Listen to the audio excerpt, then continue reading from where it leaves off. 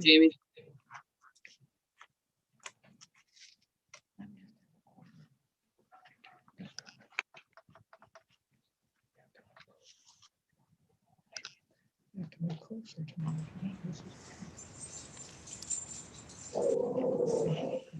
Hey, Hello. Jamie? Yes, hi, Dean. Hey, did you send out the minutes? No, I did not. They weren't finished, so no. Okay, good. I just want to know what to do with that. Yes.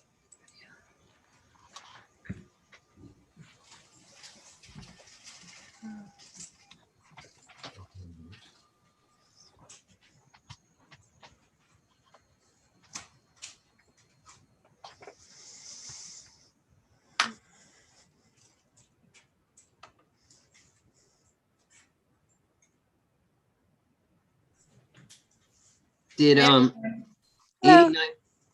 89 Brandywine send anything additional?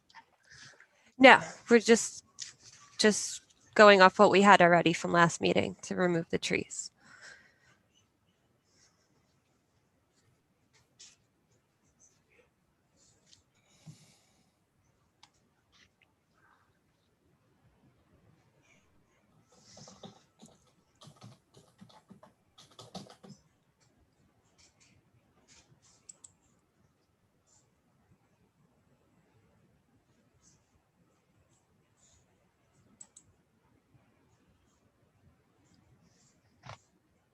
Hi, Liz. Hi, how are you? Do you know if the Board of Trustees ratified the committee of two for the ARB? No, not yet. No, they haven't even had a public hearing yet. So they have to have a public hearing and they have to, it's a zoning amendment, so it has to be referred to Suffolk County Planning Commission.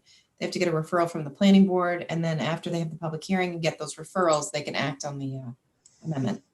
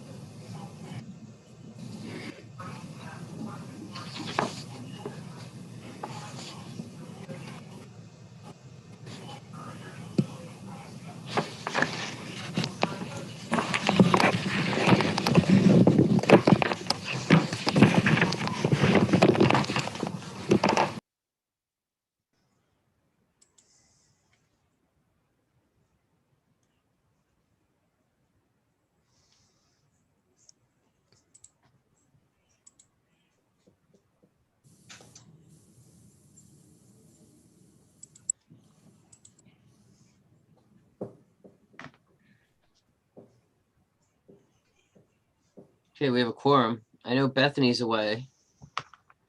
Bob Adams is not available tonight.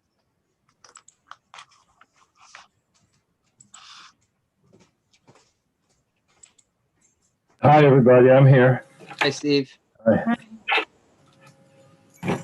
Hey, Dean, I'm checking in. Hi, Val. Hmm.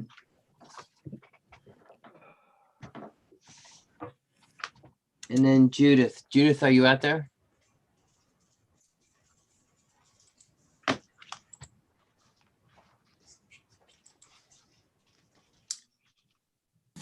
She's not on yet. It's coming on right now.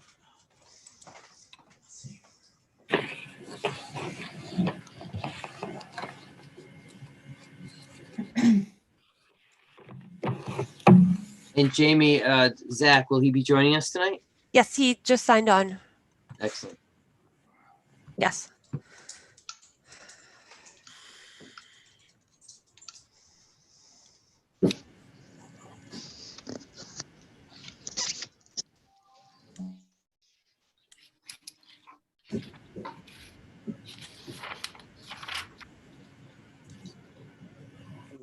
Unmute. Okay.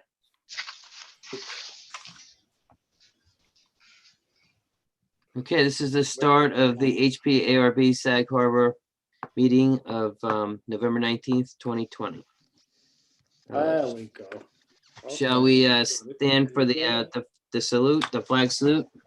I pledge allegiance to the flag of the United States of America and to the republic for which it stands, one nation, under God, indivisible, for liberty and justice for all.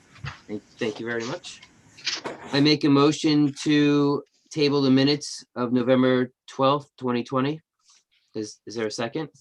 Second, All in favor? Aye. Opposed? Great, thank you very much. Old business, 2 Main Street. Number 2 Main Street, Yep, I'm here. great.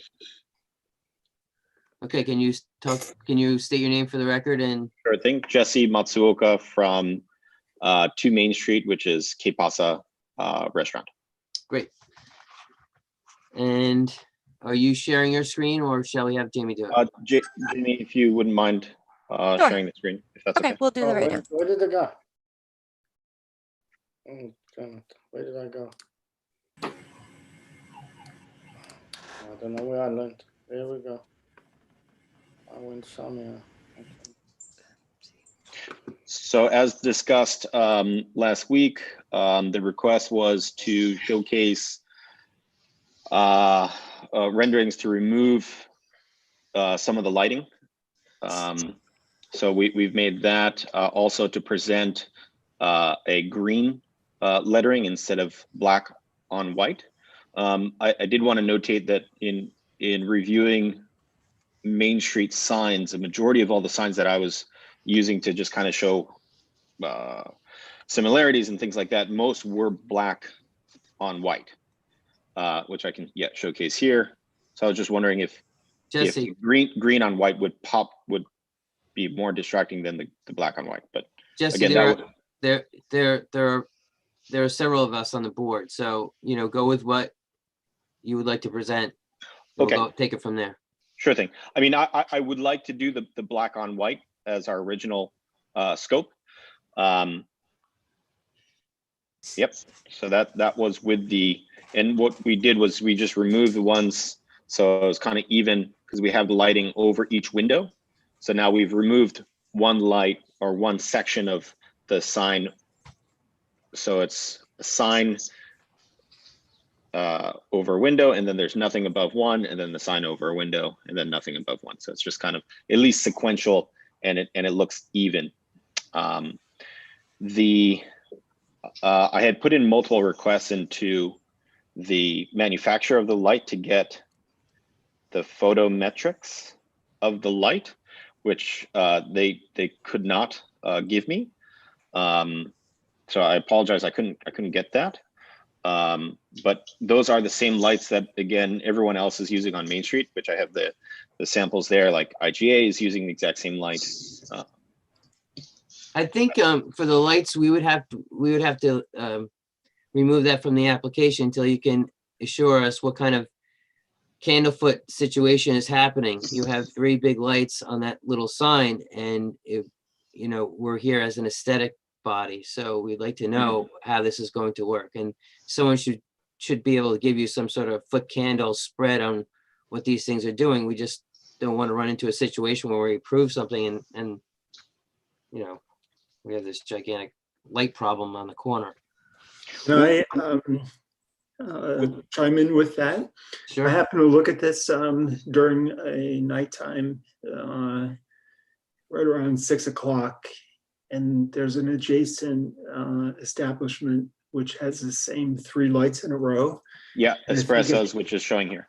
Right. If the applicant, if you could find out what the wattage is for those light fixtures, I think you're good, because the key thing, in terms of light pollution, there are a lot of villages that constrain the amount of wattage you can have per bulb. But I think that's a good illustration for the board, because you can demonstrate what the nighttime illumination would be instead of a scientific calculation. Just a simple picture would really help, You know, at first I thought I was a little hesitant because you've got 3 bulbs, but what they have is very soft. And I think if you can keep the wattage to what they have, it's something that's not a visual, distraction. So, Well, where Thank we you. left it And is I- that we did not have any specs on what was going to happen when these lights were turned on. So, So we started with photometrics. Now Val has a great reference here for you, but we Yeah. need to sign off on the specification that we're all comfortable with. yeah, because I just want to notate that the bottom left espresso sign, that is on our building. So that is our neighbor. So it would look exactly like that.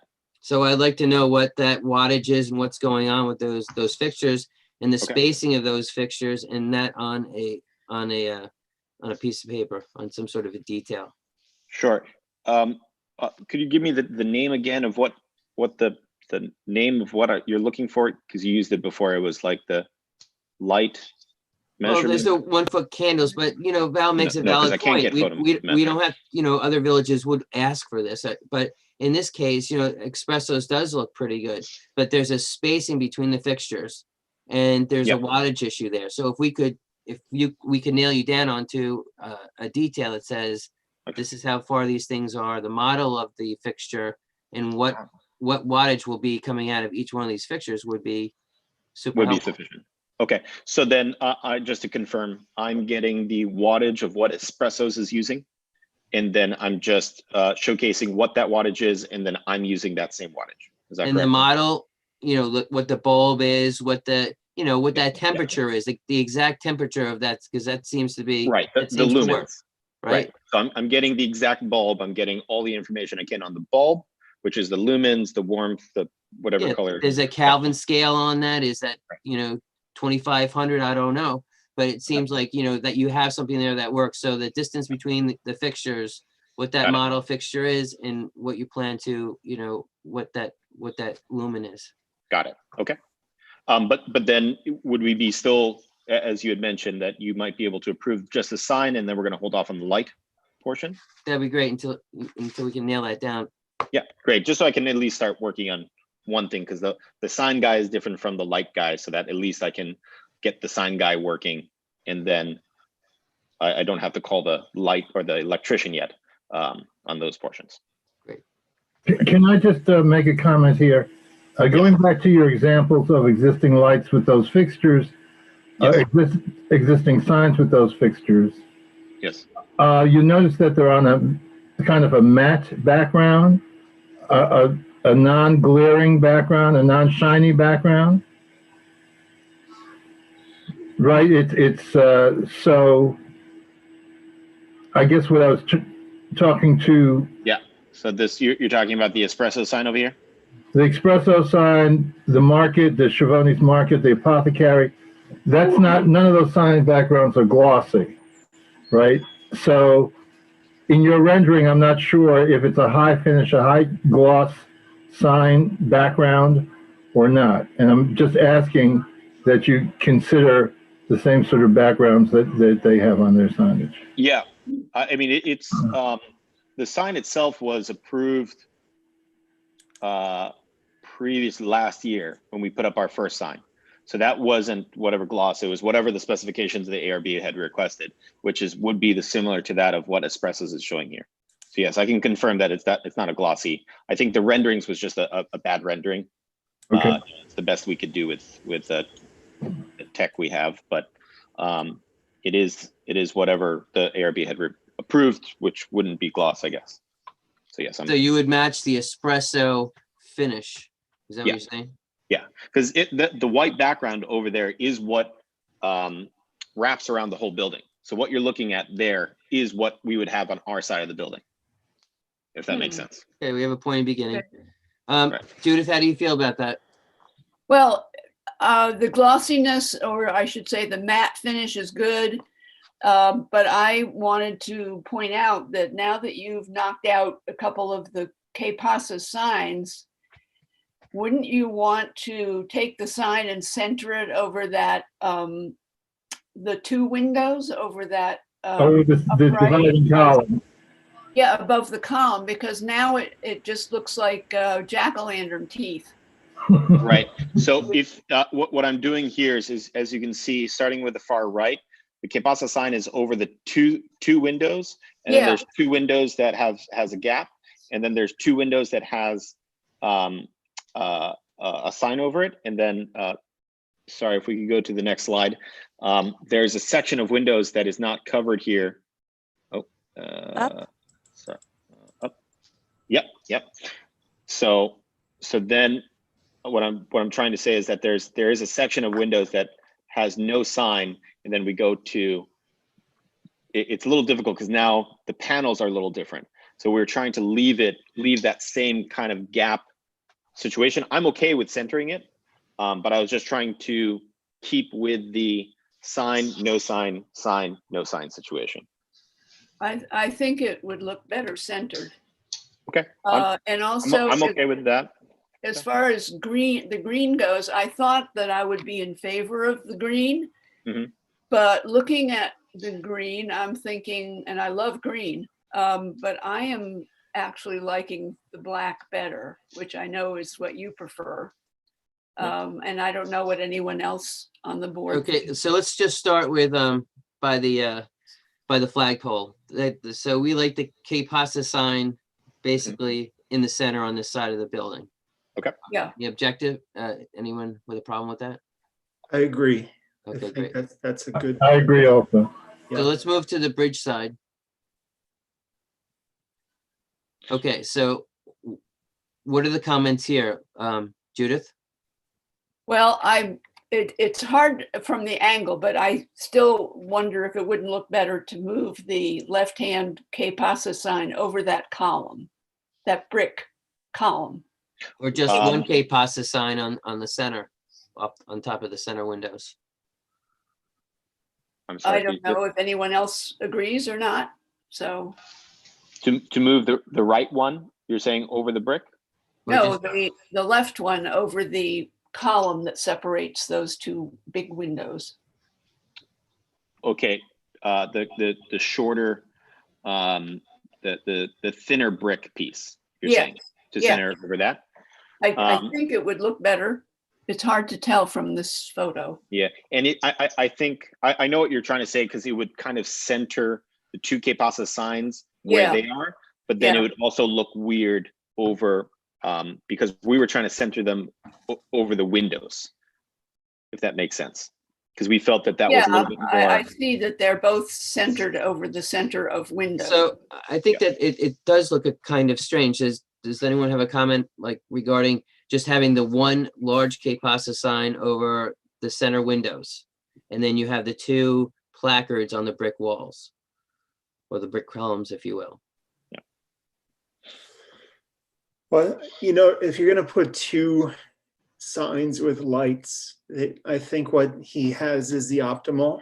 And if we're going to limit it to one sign with lights, just do it in the center of this grouping of windows. Right.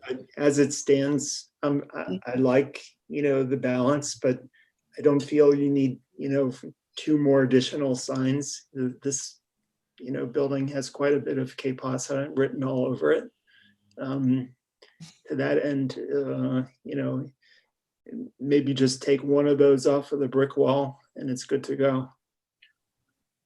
There are too many Yep. signs on this building, and there's a lot of ambient light coming out of these windows. So there's a lot going on. So you've heard some comments. How can we meet in the middle?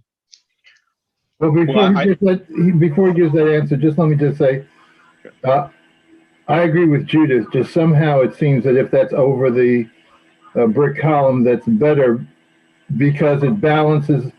If there are to be two additional signs on the masonry, then there's some sort of balance that's generated by that being separated between those two signs on the masonry. Right. That's actually a great point, Mr. Williams, because then you've got two signs left and right on the two brick walls. And then we can do as we did with the front of the building is put the lights in the middle of that slender column and done. I think then the building has a really good symmetry, and I like Judith's direction on that. I'm just not sure what to do on the far right do you need another grouping of lights?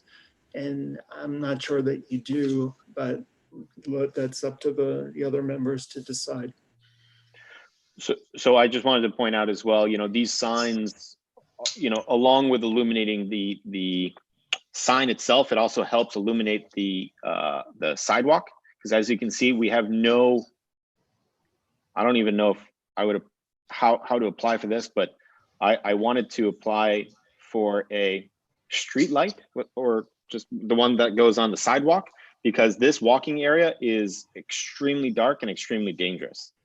In the past, or not in the past, sorry, over the summer for COVID, I used the middle window that now we removed that sign. That's where we had our pickup takeout window for so people didn't have to come into the restaurant. But in the evening portion, it was very dark and very dangerous.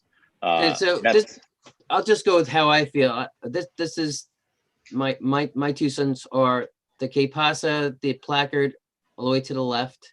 I like that. Yep. The sign with the 3 lights centered on the slender brick column, removing the second placard, and then keeping the Que Pasa on the right side. And I could sign off on that and what we said about the Main Street sign. Okay. Mr. Williams? I think that's a great solution. Val? Yes, sir. That's a good solution. Judith? I think that's good. And is it okay with everybody if he keeps it black instead of green? Yes. Yes. Yep. And then Jesse, if you could just come back, just assure us that the lighting will be under control. We want the dimension between each fixture, and that you're going to somehow, I guess, like in kind the illumination that you have on the espresso sign. Okay. And that's just for the record. Okay. Do I have a motion to approve the signs as discussed without the lighting at this point? Yes. Is there a second? Second. All in favor? Aye. Aye. Opposed? Thanks a lot, Jesse. Thank you so much. 23 Redwood Road.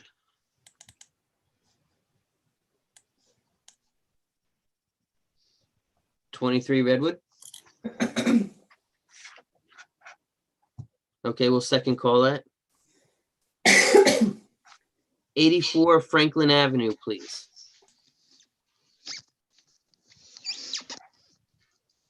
State your name for the record if 84 Franklin is present.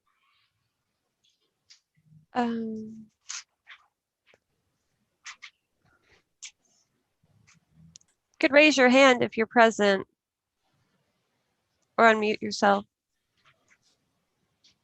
84 Franklin Avenue. We'll second call that one as well. 66 Main Street, please. Hi there, Gregory Thorpe here with James Merrill. Great. So please walk us through your project. Easy. All right. Hi, I'm here. Hello? Oh, 84 Franklin. Yeah, I'm here. I'm sorry. Hi. Hello. Yes.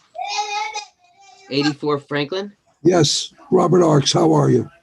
Okay, great.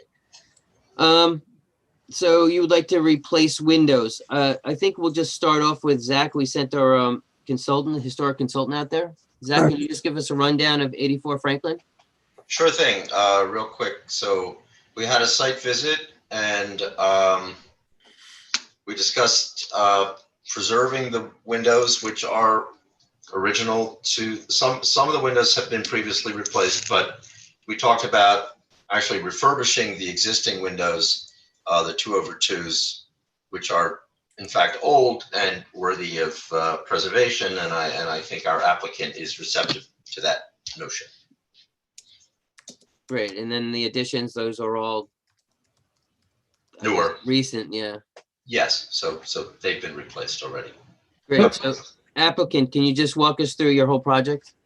There are a number of windows that are failing especially the upstairs, which were replaced about 20 to 25 years ago improperly. So I restored the bottom ones about 25 years ago, and they'll have to be restored again. And the upper ones should and be replaced.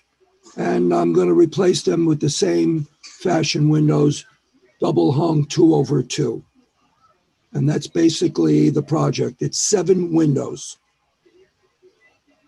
And then the restoration of the front windows? You're- Yes, you're- front windows, correct. Right. And the side windows of the bottom of the first floor. The first floor, correct. Mhm.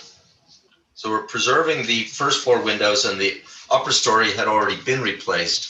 And so as long as those follow the same sash configuration, that should preserve the, visual appearance from the street. Mr. Williams, how do you feel about that? Yeah, I had the pleasure of joining Zach over there, and so I was very comfortable with the solution. Judith? Yep, it sounds perfect. Val? It's all good. Okay, great. Do I have a motion to approve 84 Franklin Avenue? I make that motion. There's a second. Second. All in favor? Aye. Opposed? Great, thank you very much. Thank you. 66 Main Street, please. Mr. Merrill. Good evening. Can you hear me? We can. Yeah, this is simple. We have, we would like to replace the existing windows with matching windows by Marvin. We feel that the current light design is something that, is attractive. I think I dropped a letter off that you might not have Yes. explaining I our have- thinking. I don't know if everybody got it, but from the inside, this is a preferable design for us. And it's in keeping with the 1/1s to the right, with the 2/2s on the hardware store, and it's what we've been looking at for 25 years. So we thought it was kind of pretty straightforward. Okay, so I did just jump to Zach for a second. Zach, Yep. Well, what's your opinion on this? yeah, I think if they replace in kind, I mean, the objective here is to restore a condition that doesn't presently exist. So I think if they replace in kind with what's there already, I think they're within, Yeah, it's there. yes, exactly. Mr. Williams? I think they should be able to replace those windows. Yeah, I think Zach had a great point. It's just that I guess as what the applicant is used to and enjoying the lights that they do have now, I think it's warranted to replacing. Yeah. Judith? Yes, the building's going to look essentially the same, right? Exactly. Yeah, so good, Val? fine. Yeah, it's consistent with Main Street, and he's replacing it like in kind. I think to Zach's point, he was looking to see if there was something more historical at some time in recent, or I would say the past, but it's good. I like it, and I want to approve it. Is there a motion to approve 66 Main Street? as I'll make presented? that motion. I'll second. All in favor? Aye. Aye. Opposed? Great, thank you very much. Thank you. 68 Hempstead Street. Hi, Bob Diamond and Marie Norton here. Great. Zach, do you have comments on this one? Yeah, this is our window night. Yeah, so this was another site visit that was suggested at the last meeting, and I had an opportunity to go out there, and Judy and I met. So all told, I believe there are 9 windows being requested. What we discovered is that this is a house, although it's still a contributing resource in our district, it's been greatly enlarged off the back, and obviously with windows associated with that extension. And some of the windows that are being requested belong to that back section. They're not historic, and I believe the applicant is simply looking to replace them with what is there already. So that's really not an issue. What we did discover, however, is that on the front wall, the two windows that are upstairs, it's a 1.5-story house. There are two windows up, and there's one window on the first floor, which are still original, appear to be original to the construction of the house. And my suggestion was that by retaining those, we will retain some of the fabric that's associated with the original house, which is why this was listed and contributing in the first place. So that's my recommendation, that three of the windows proposed for replacement will actually be retained and refurbished, and those are the ones on the front wall. Applicant, how do you feel about that recommendation? We're fine with that. We are, the other question though is on the wall facing the west, facing 60 Hempstead Street. In that upstairs bedroom, the front bedroom, there was a window that we wanted to replace there that was also, seems to be original.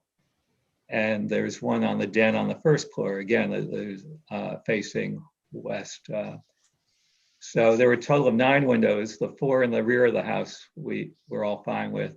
The 3 facing the street to either refurbish or retain, we're fine with that. But then there are 2 windows facing west that I guess I'm not sure Yeah, what the suggestion is.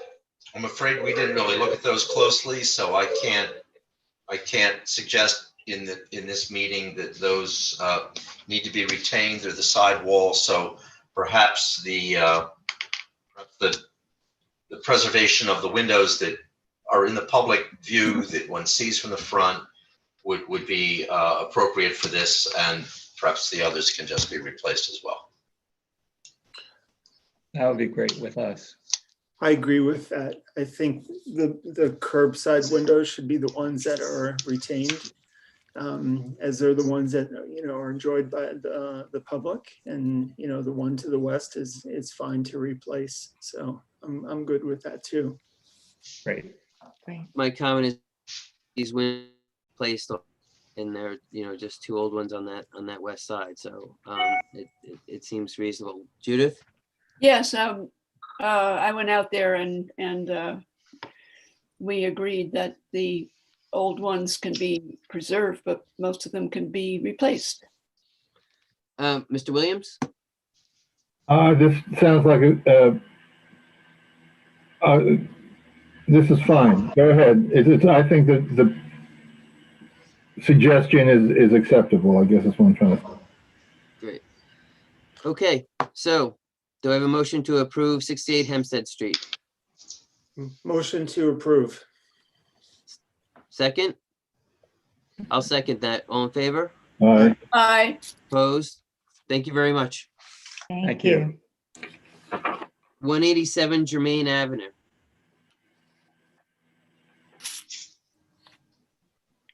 What, 187 Germain? Hello. Oh, pardon the dog.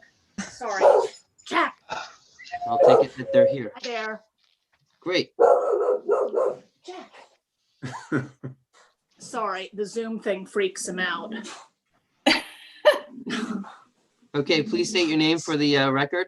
Hi, Caroline Fell, 187 Germain Avenue. Okay, I'm gonna jump right to Zach to give us a rundown on this. Sure property. thing. Very quickly. We had a very lovely site visit inside and out.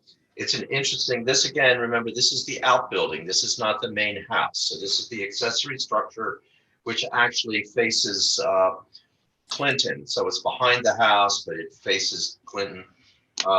It is identified in the nomination form as a contributing. So it appears to be a turn of the century, originally a garage.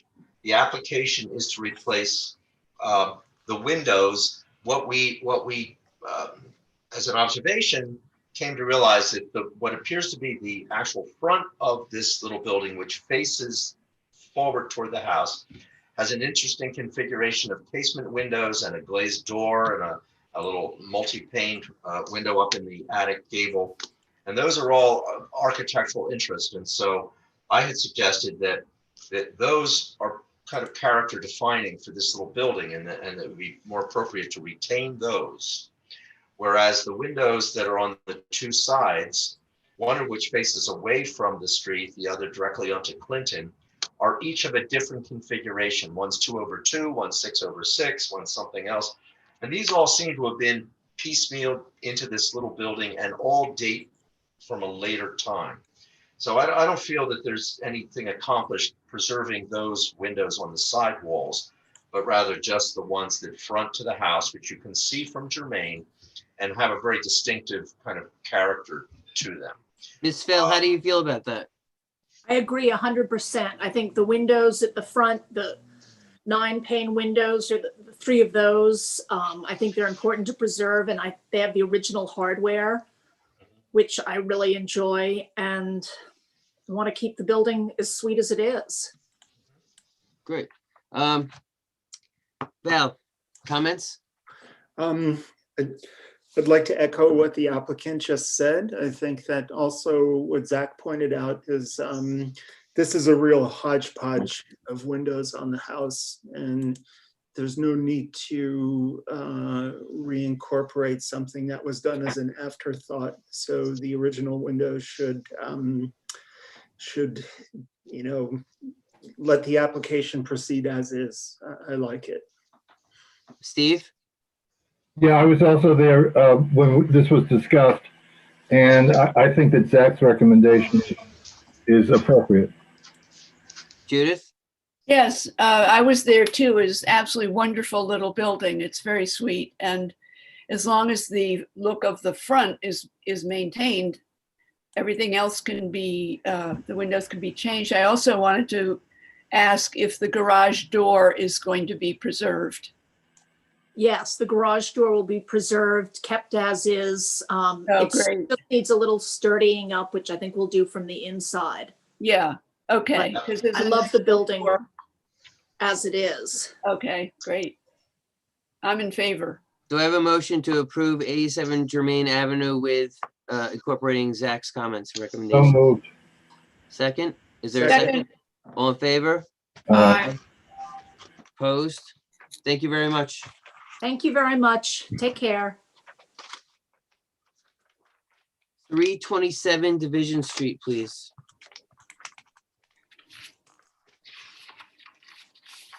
Hi, Hello. Hi. Say your name, please. it's Jean Kane Sigowski.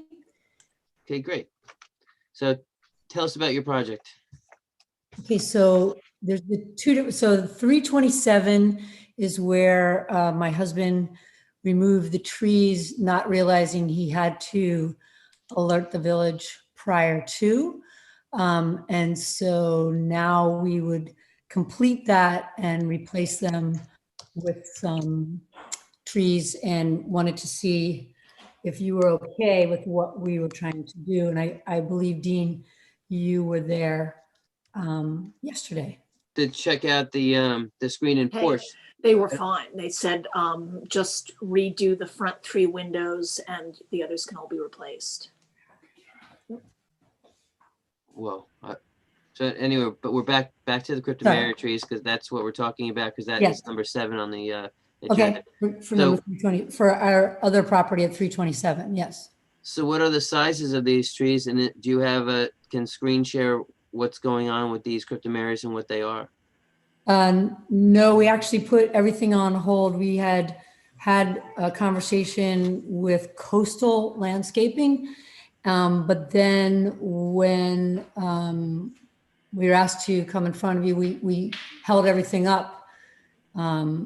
But what we would look to do, I mean, I don't know if you actually looked at the space there, we had to remove pines that had grown into each other because they were planted 27 years ago and had grown, both tall and wide, and were kind of destroying each other. So we wanted to be able to put in trees that would be healthy. So let's do this. So let's table this, and if you can come back with a little graphic depicting the existing trees and how you're going to space them, the sizes, and what kind of cryptomerias, that would be great. I think it's a great idea. Mr. Williams, what do you think? I have no opinion. Okay, great. Zach? No opinion. No opinion. Val, someone has to have opinion. Well, as he said, Dean, let's get it on paper so we can approve when it's resubmitted. You like the fact that they're gonna put evergreens back where there were evergreens and you can't look into the yard, right? Yeah. She's here. Let's give her a little, And that's the goal. okay. Okay, well, that's a good Judith? solution. Yeah. Sounds fine to me, although I haven't seen anything. Right, as long as the concept is there and she knows how to go forward. This Yeah, has been on the agenda for a while, I'd like to move it along. right. Okay, great. So I make a motion to table 325 Division Street. I mean, 327 Division Street. Yes. Do I have a second? Second. All in favor? Aye. Opposed? Great. 325 Division Street, please. Okay, and here, if we want to, if Jamie can pull up the Sure, submission of the plans. sure. And while she's pulling them up, I can begin to outline. The project is to enclose what was initially a screened-in porch and to make it 3 seasons. So to take out where there were just screens and screen doors, and then to put in casement windows, which they are the Marvin windows. And in addition to enclosing the porch, we would like to add a staircase that would give us access to an existing deck that's above, not the screened-in porch, but it's above, the unscreened-in porch, I should say. And I believe Dean and Judith, that you had a chance to go and see. Yes, I house? was there. I just missed Dean, but I was there.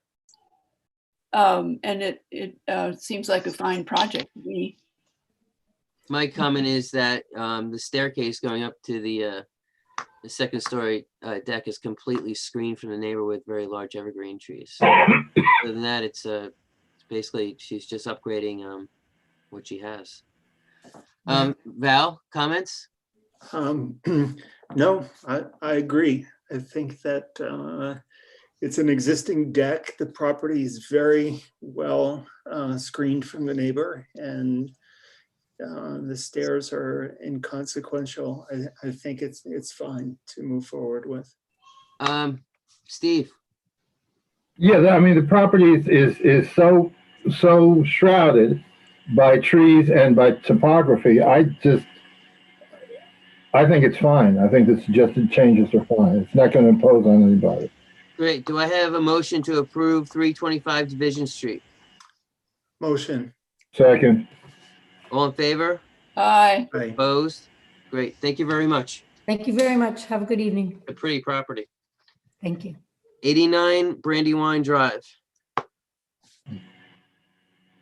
89 Brandywine? Oh, yes. Yeah, they're Um, not here today. Okay, so these applicants were before us last week and we approved the landscaping, and then we were to go back and look at the trees that they want to remove, which are overgrown Leland cypresses, which I agree with that. But I did see the applicant on site and I asked her to supply us with what she would put in the place of these trees that are to be removed. They're like 25 feet high and they are screening the neighbor's deck. There's a second story deck, so there's a pool. So she said she would supply us with something, and I was hoping it would be here tonight, but it's not. So I'm not comfortable with ripping down these big trees and exposing both properties to, high activities on either side. So I would propose to make a motion to table this, but I'll run through the board. Val? Was she was here for a deer fence as well, correct? So the fence is not, it's It's been, illegal. okay, taken off. So So she would have to go to another board for that. Right, all right, well then I'll make a motion, I agree. But we'll pass on this one until they come back. Judith? Yeah, same. I have written down here that they are also wanting to put in a fence and a gate. Yeah, it's not legal, so they're Okay, coming back to us with something. all right. That's out So of our table, yeah, wheelhouse. let's table. Steve? Again, I have no opinion on this one. Okay, so do I have a motion to table 89 Brandywine Drive? I Second. make that motion. Is there a second? Second. All in favor? Aye. Aye. Opposed? Great, thank you. 125 Glover Street. Yes, hi. Hey, folks. Yeah, so I was here last week. Let me And see you if I are? can. You are, I'm sir? Rufus Griscom. Okay, great. And here, let me share my screen. Oh, it says host disabled. for this well, screen. Okay, Yeah, now try again. Okay. Sorry about that. Yeah, no problem. Okay.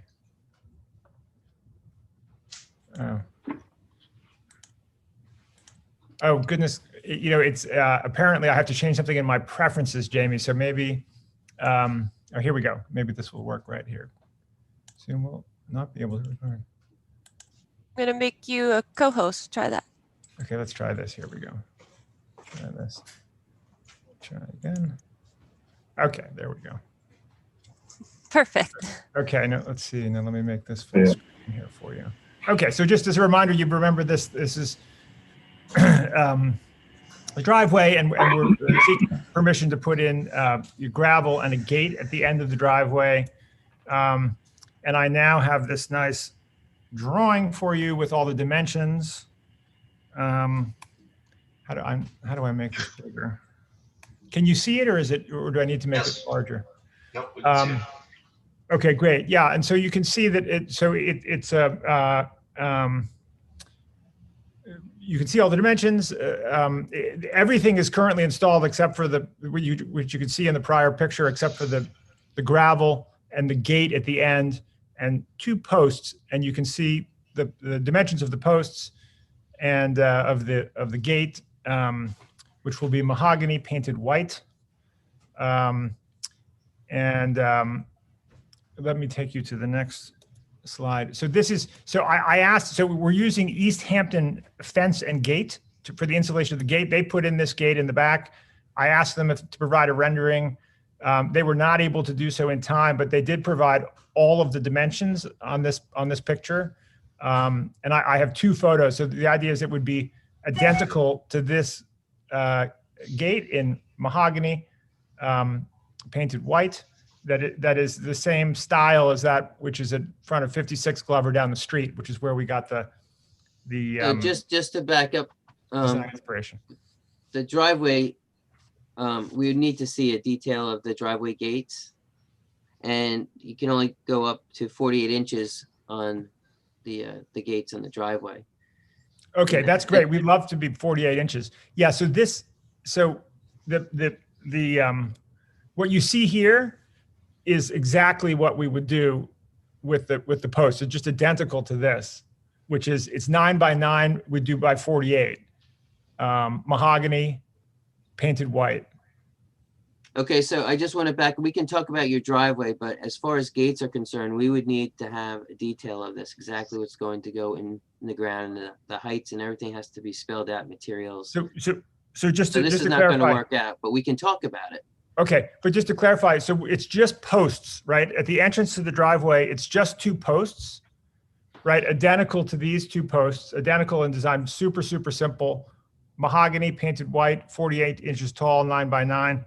And our fence, East Hampton Gates annotated this with exactly these dimensions. This is really important, so sometimes we have gates installed without, our approval, and they go in and there's flimsy wood. So it's a big deal because there are not a lot of gates in Sag Harbor. And we really would appreciate, or we require, architectural details of all gates to really, call out, the gates are not getting approved. So just to clarify, I mean, maybe I'm mistaken, but it seems like, just to clarify, there's no gate at the entrance. We're not asking for a gate at the entrance to the driveway. No gate there. We're talking about, what we're talking about here, I'll use my cursor, is a small gate for people to walk that's 40 feet into our property. A small gate for people to walk into our property, which would be identical to the gate, to this gate, right? So it's just, all it is 2 posts. Right? I, as chairman of this board, I would like to have details of the post at the street saying exactly what's going to happen, calling out the materials and the gates. This is something that's really important to have in the file. It's in the detail. But if you'd like to talk about the driveway, we can do that. Okay, so just to understand, I mean, so you can see the 2 posts here I have annotated here with mahogany painted white, 9 by 9 by 60. We'll change that to 48. So just so I understand what is necessary that's not there, you need a. Yeah, I like to see what the cap looks like. It should be spelled out in a detail, so we have that. I do not want to see a picture. We make everyone do what is supposed to be done, and that's handing in a drawing that our inspector can go out and say, oh yeah, that's the whatever molding is going on and what the material is and what the color is. So it's just protocol. Okay, I did ask our contractor for that, and unfortunately he was unable to get it to me. Now I will quickly run through the board and ask them how they feel about the style of this gate. Steve? It's an okay style, but it's going to be so far set back from the entrance to the parking area that I think it's okay. It's not that big a deal because its visibility will be limited. Great. And the posts at the end of the driveway, you're okay with those? Yeah, as long as they're not more than 48 inches high. Yeah, I'm requesting that they come back with details, but I'm just asking for comments on these articles. Judith? Yeah, if those posts are to code, then they seem fine. And this gate is attractive and, as Steve said, not very visible. So I'm in favor of it. Val? I'm good with it. And I think if it would help the applicant to know, we're not prejudicial against sending in a photograph, but it would be likened to someone taking a picture of a house and going, well, here, this is a house I want to build. The inspector needs to go out and see that you've got posts that are set into concrete, they're below the frost level. And to Dean's point, they just want to see details. So it's a simple line drawing. If you could provide something at 1/2-inch scale on a piece of 8.5 by 11, you're good to go. Michael has hundreds of these things. So let's go back to the driveway. Do you want to talk about the driveway tonight, or do you want to?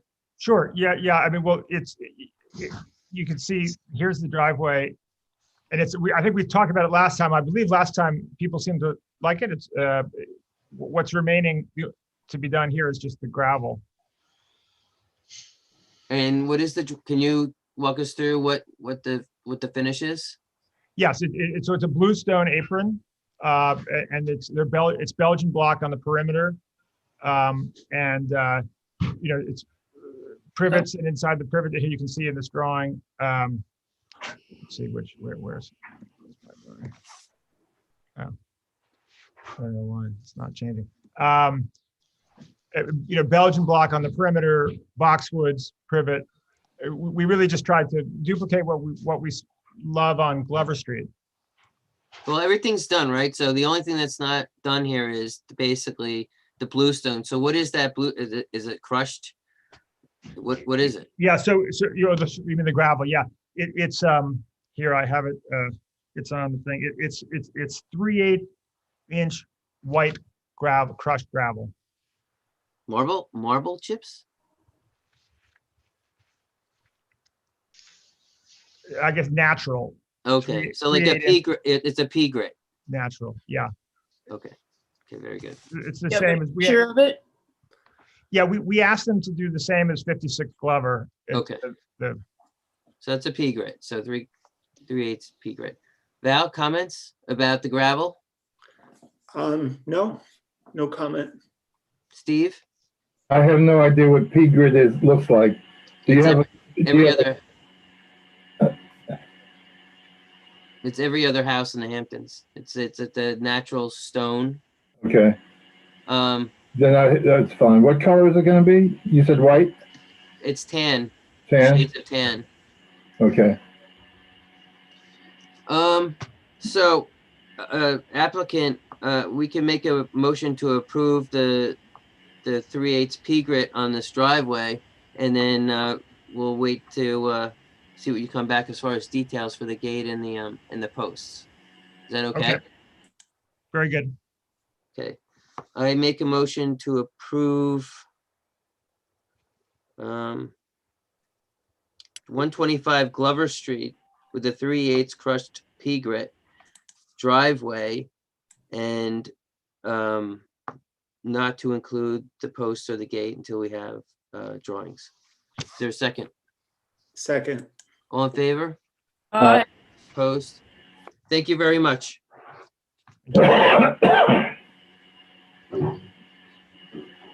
Okay, 27 Harbor Avenue.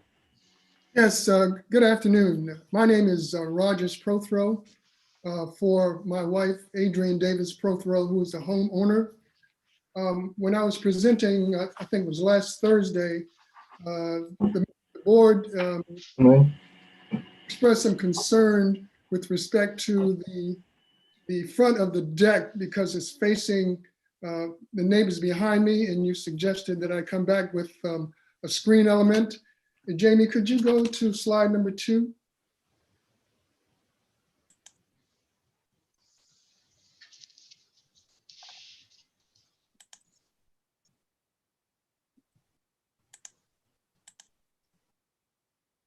This is the rendering of the initial the deck facing the neighbors behind us.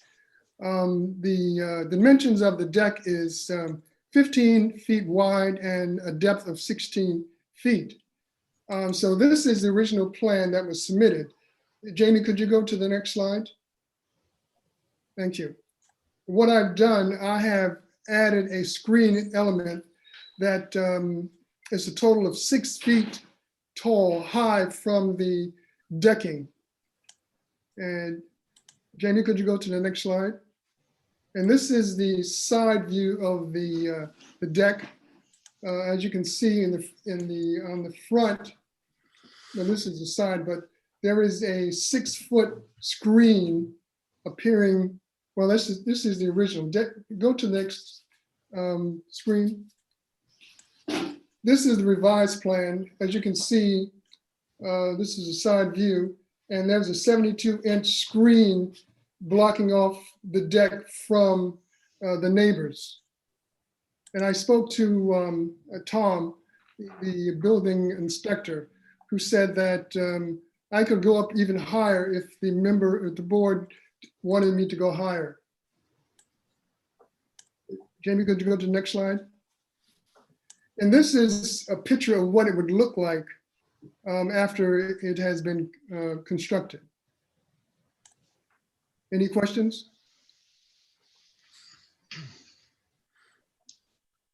Steve, comments?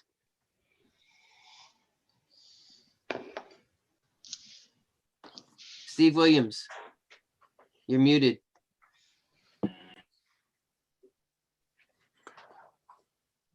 Steve, Yes. Can you hear me now? we can. What are your comments? I was a little distracted here by family.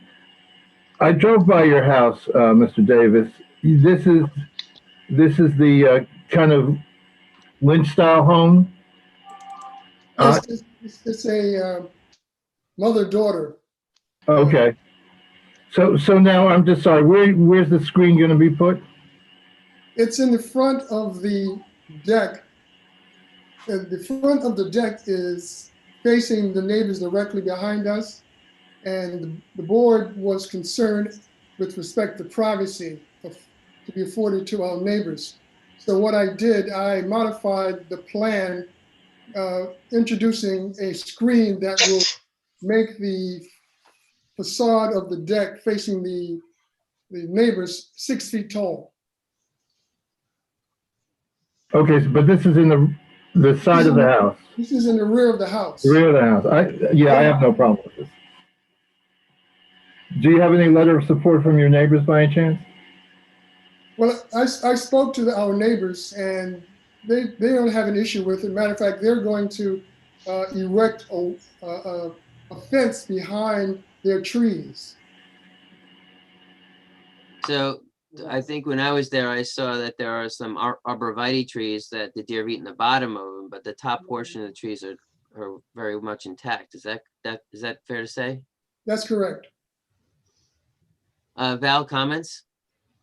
I had a question for you, Mr. Prothero. If the neighbors are not directly in opposition to this, is the screening something that you wanted? Well, I only modified the plans because the board members had expressed some concern about the issue of privacy. Right.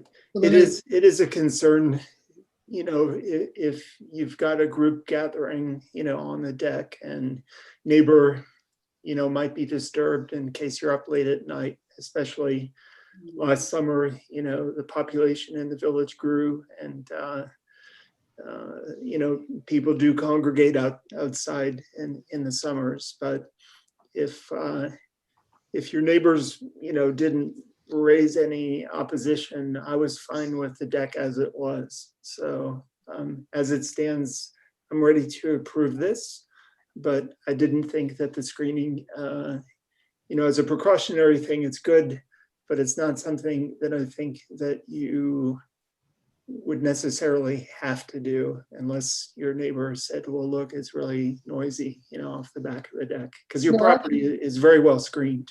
Yeah, actually, the neighbors behind us, their deck is facing our backyard, and it's about 40 feet long and maybe 10 to 15 feet deep. And they're out there all the time, and we don't have an issue with them. They don't have an issue with us. All right. Usually in this case with the second story decks requires there. So the last meeting you were talking about adding some more plant material. But I think in this isolated instance, I think this works. It's appropriate. Since the neighbors are agreeable and there are some plants there. Yes. Judith? So are we saying that he doesn't really need to build this 6 foot tall thing? You know, this is something that where I would go with adding more plant material or doing something like this. I'd be in favor of the applicant doing what he wants to do. So if he's adding 6 feet just because we told him to, but he doesn't really want to, then maybe we should agree that that's okay, since the neighbors seem to be friendly. I don't know.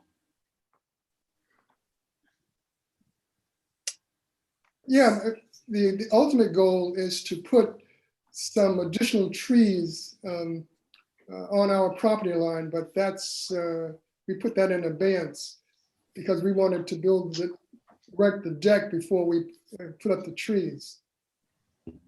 Well, no, I think to that point, because you have to look at these decks as a case-by-case situation, because, you know, if there's no screening, it's going to introduce noise to the neighbor, but you have a very well, you know, screened in property. And I don't think you necessarily have to make your back deck look like it has a wall on the second floor. I actually like it with the shorter rail. And because you have an existing deck that wraps the house, I thought that this is not a foreign ingredient or something that's going to contribute to additional noise. I like what you did in resolving the potential for sound, but I don't think the 30 extra inches is necessary if you've got the plants, and that's why I Hey, raised the we point. asked for, we left at the last meeting, they were gonna add some plants to this, and they've come back with this screening on the deck. Uh,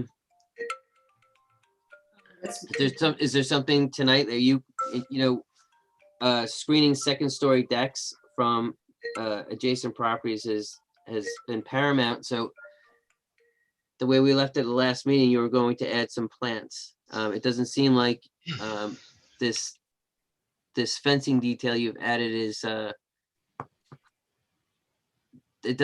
not getting a warm and fuzzy feeling from the board on this. Is there some way you can Well, there propose to add? are existing trees on their property line. It's their trees. Is there any way you can add a couple plants to this thing? Well, based on what I heard initially from one of the board members, he said he didn't really think there was a need for an additional 30 inches. But what the plan was to first erect the deck and then do the landscaping in terms of putting up the trees. So Mr. Prothero, I'm sorry, I'm confused. It sounds like the board is saying to you, what is it that you would like to do? And I had to drop off the call last week, so I didn't hear your original presentation. But what is it that you want to do? Well, basically what I wanted to do was to erect the deck.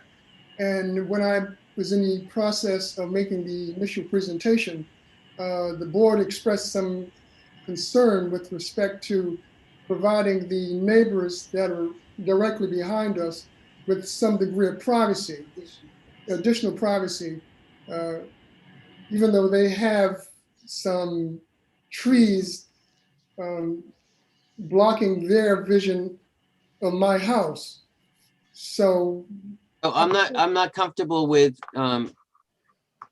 roof decks and second story decks without, adding some screening. And it's sort of been the precedent going, being, amenable to adjacent neighbors. I think if we can't resolve this tonight with adding some more plant material, I think I think the board really needs to go, members of this board, and go take a look at this site. It's a second story deck. Second story roof decks are we need to take great care on approvals on these things. Right. Would it be something that if he had a letter of support from the neighbors to build as is that something that might help him in terms of not having to create this 6-foot high wall on top of the house or the second floor of the deck? Or just add some plant material, but I guess anything would help. And then Steve, how would you feel about letters of support from the neighbors? Well, actually, I'm glad Val mentioned it and Val, please call me Steve going forward. That's exactly what I was going to suggest. Judith? That sounds like a good idea. Letter of support and not bothering with that high wall and saying that you're going to put in some plants. So trees. Yeah. Trees. Yes.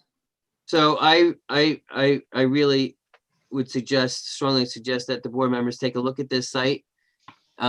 These, like Val said, each second story deck and roof deck are case by case situations, and it's really important that we get this right every time.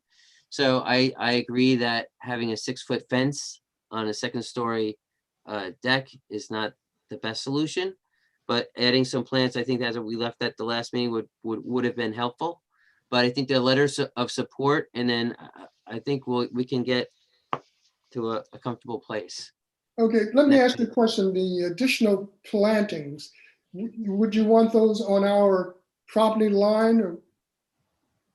They should be. You're not going to get your neighbors to plant them on their side. So if you could, I think that would be the key thing. You know, maybe take a photograph from your vantage point to show that you have not created a visual trespass to your neighbor's property, you know, even though you like to wave at them because they have second floor deck also. No, they don't have a second floor deck. Oh, they got a ground floor. They have Okay. a ground floor deck. Yeah, as long as they're good with it. A lot of people don't want to sit in their backyard. It's very sort of disconcerting to try to enjoy your privacy.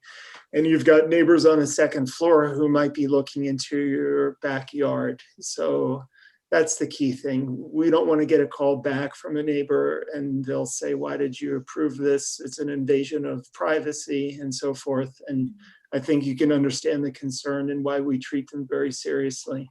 So there have been cases, especially this is a second story deck in pools and these things, where it was just a matter of 3, you know, evergreens or one big deciduous tree, just to mitigate that visual trespass, as Val mentioned, between the two properties, is super important. So it doesn't need to be a wall of evergreens. There's just an attempt to, you know, mitigate the visual access between the two properties in these activities.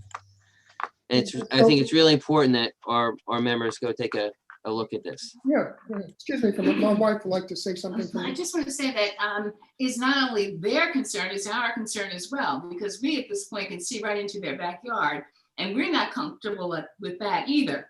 So our plan, separate and apart from the deck, was to put a row of trees at the property line in the back of the property to afford both parties of privacy.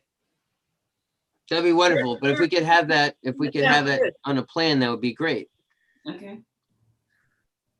All right, because they have already indicated to us that in addition to the trees that are there, I think perhaps somebody has already been there because they cited the fact that some of the trees, the bottom part of it has been eaten away by deer. Yeah, So Yeah, somebody, I said that.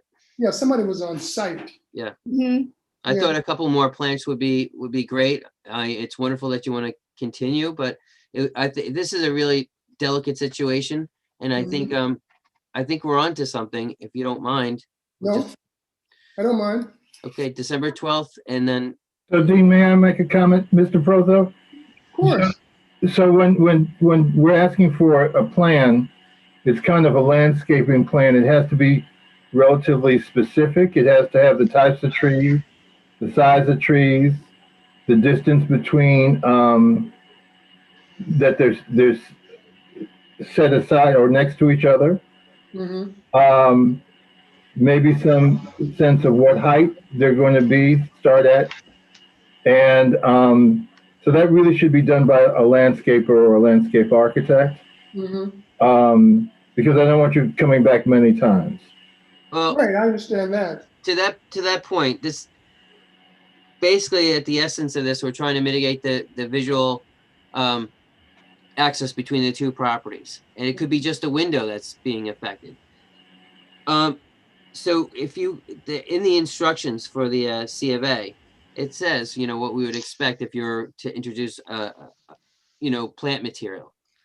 So in this case, I don't think you need like 40 plants. You could, like Steve was saying, have a plant list, and like you have in these drawings here, you could indicate where you're planning on placing them, the sizes and how they're spaced, but you can catch that in the C of A. Okay, fine. So what I'll do, I'll contact the landscaper and have him or her put together a plan identifying the type of trees, the spacing, and the quantity. That'd be great. Okay, thank you very much for your assistance. Thanks for helping us do that. Great. Oh, excuse me, when is the next meeting? The 12th, The No, 12th. December 10th. 10th, December sorry. 10th. Okay, fine, thank you. Welcome. I make a motion to table 27 Harbor Avenue. Do I have a second? Second. All in favor? Aye. Bye. Great, thank you. Opposed. 32 Glover Street, please. 32 Glover Hi. Street. Hi, Haley Willis I'm gonna from, recuse from this, Mr. Chairperson. Thank you, Val. hi, Okay, good evening. I'm Haley Willis. I'm standing Tessa tonight from the Adam Miller Group, representing the applicant. And we were on last week. We had proposed the idea of a demolition, but we have moved on from that. And tonight we have revised plans in response to your comments from last week's meeting. So if I may share my screen. Yes, you may, Haley. Great. Oh, it's telling me now that I need to update. Sorry. Jamie, do you have? Yes. Yes. Okay, great. If you wouldn't mind. Oh, you are sharing your screen now, though. Oh, is it working? Okay, great. Yes. Okay.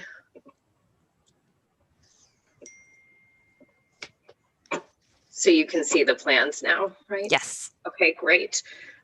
So we understood from your comments last week that you're looking for greater cohesion between the original structure, which is here, and the new addition. So these new plans are designed to be more harmonious with the original cottage. The addition was simplified to be more compatible with the original structure. There's less of a contrast in styles. It's a more comfortable scale so that the new addition doesn't overwhelm the existing building. And we are just here really to get your feedback, see if we're going in the right direction. And I'd welcome your input. Zach, can you take a shot at this? Sure. So I understand the intention. I think we're still looking at a pretty sizable, meaning 2-story, as opposed to the existing 1-story addition, so-called addition, which is in a kind of a modified Greek revival style. I don't think it's at all appropriate. So in other words, you've got the space to build to the north. I think recessing, in a way, I feel we're sort of, this is a discussion item. I'm not sure we're really up to a formal application, but so we're discussing it. The new building should not be a demonstrable style that is 60 years earlier in appearance from the existing resource. That's a confusing point. So what's being presented here is a 2-story Greek revival type house, and that is not at all compatible with the existing 1-story sort of cottage which is there. So that's my feeling. Judith. I was relieved to hear Zach say that, because that's exactly what I feel. I think that the original cottage, which is what, 1910, 1920, I don't know, it's a bungalow. Maybe 30. style. From the 30s. Okay. It's a bungalow style. There are wonderful, wonderful bungalow style buildings. There's some in Sag Harbor. There's some good ones up on Palmer Terrace. And you could take that bungalow style and make something quite wonderful that would complement the original building, and fill it with arts and crafts furniture and really do a bungalow. That's my feeling. Mr. Williams, Steve? I agree with Judith. Well, can we go to the plan view?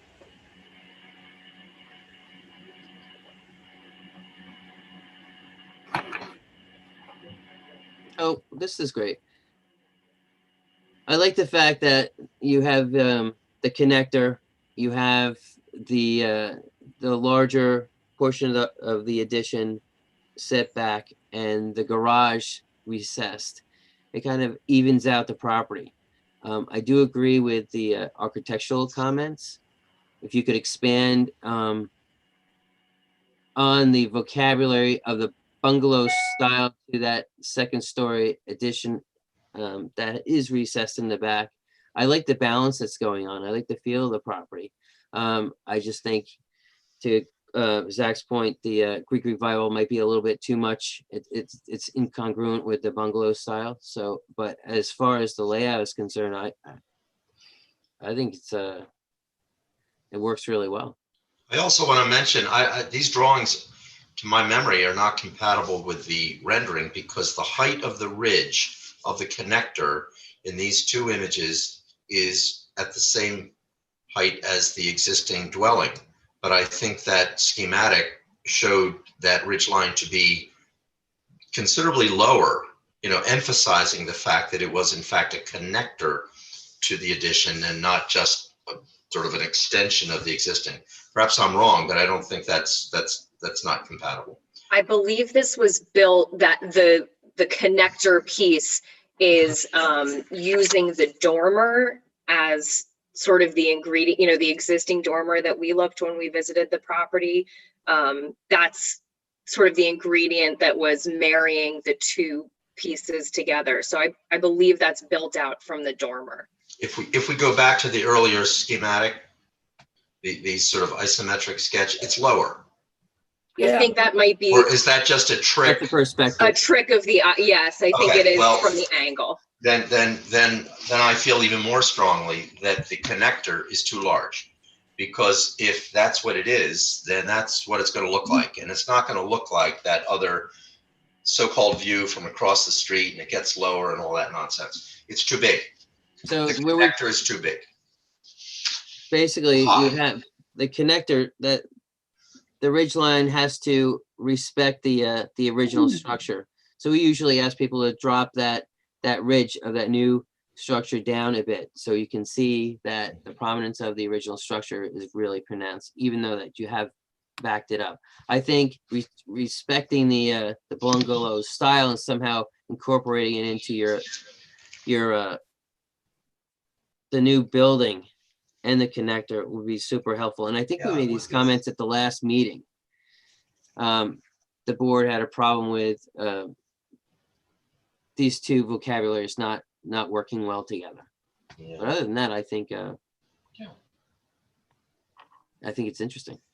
Yep. So we're at least headed in the right direction, away from demo. We've got a layout that is acceptable, and right now the adjustment that needs to be made is to the actual styling of the connector. The connector ridge needs to drop down to give prominence to the original structure, and then somehow we need to find a balance between the bungalow and what this new element is. Okay. If you go to Palmer Terrace, pretty close to Germain Avenue, there are a couple of good examples of the style that you might want to be looking at to, think about. One of the houses is owned by somebody named Marjorie Wright, and the house next door, and I can't remember, but it came before the board a couple years ago on Palmer Terrace. We had a lot of back and forth about it, but it would definitely be a good model. Okay. Great. Is that helpful? That is helpful. Thank you very much. And we'll hold over for the next meeting. Great. I make a motion to table 32 Glover Street. Is there a second? Second. All in favor? Aye. Aye. Opposed? Great. Thank you very much. Thank you. New business. Nevada entrance.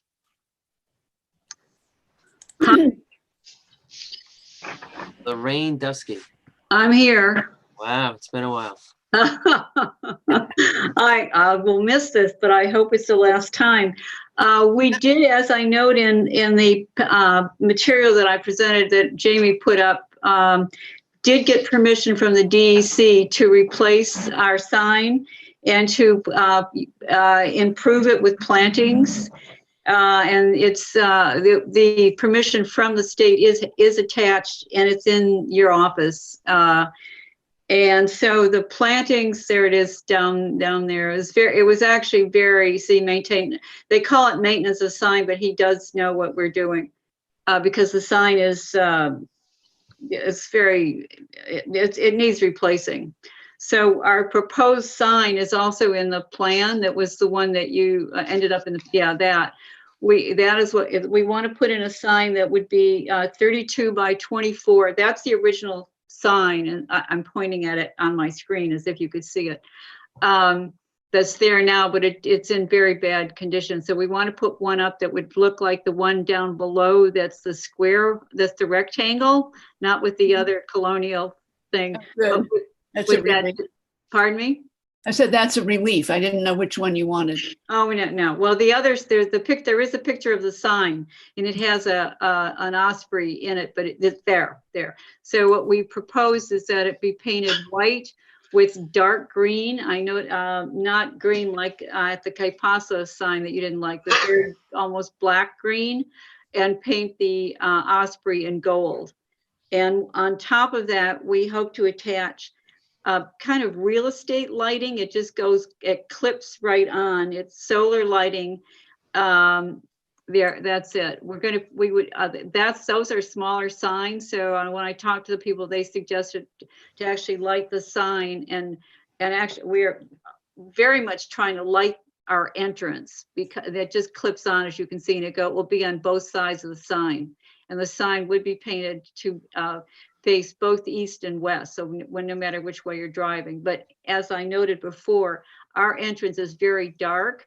There's one very high light, probably a state light, but even people who live here sometimes drive by it in bad weather, because it's so, there's just no lighting near the ground at that point. So we're hoping that this gives us a little light. I know you were asking before about lumens and things like that. I don't know what it is, because when the meeting was on, I was trying to find out, but it just says 20 ultra bright LEDs. But I've never seen actually solar light be so bright that it would be a negative. So, and then in terms of the plantings, it will continue what you have approved on the other side.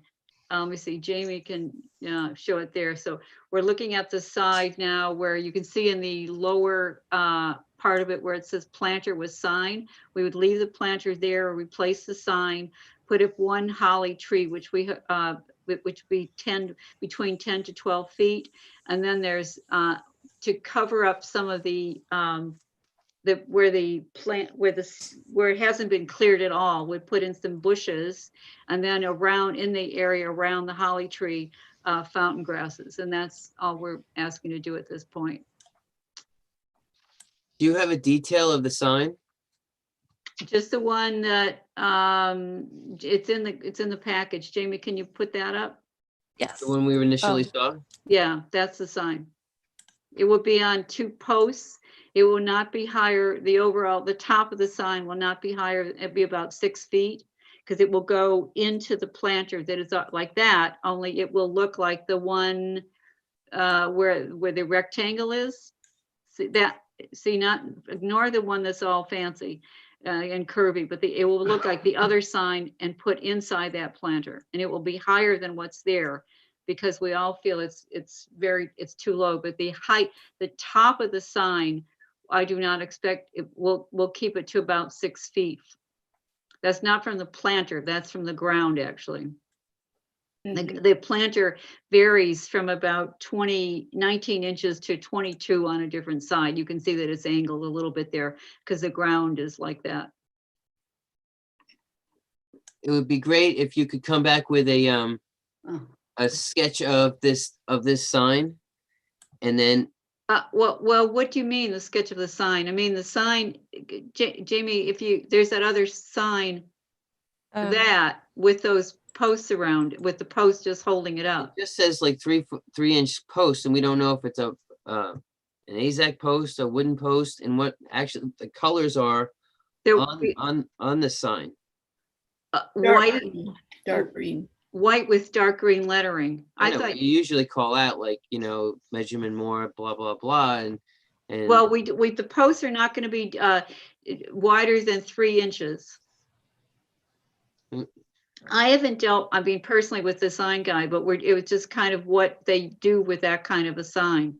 So I don't know if I'm assuming it is not we don't plan it to be wood, even though the sign is wood.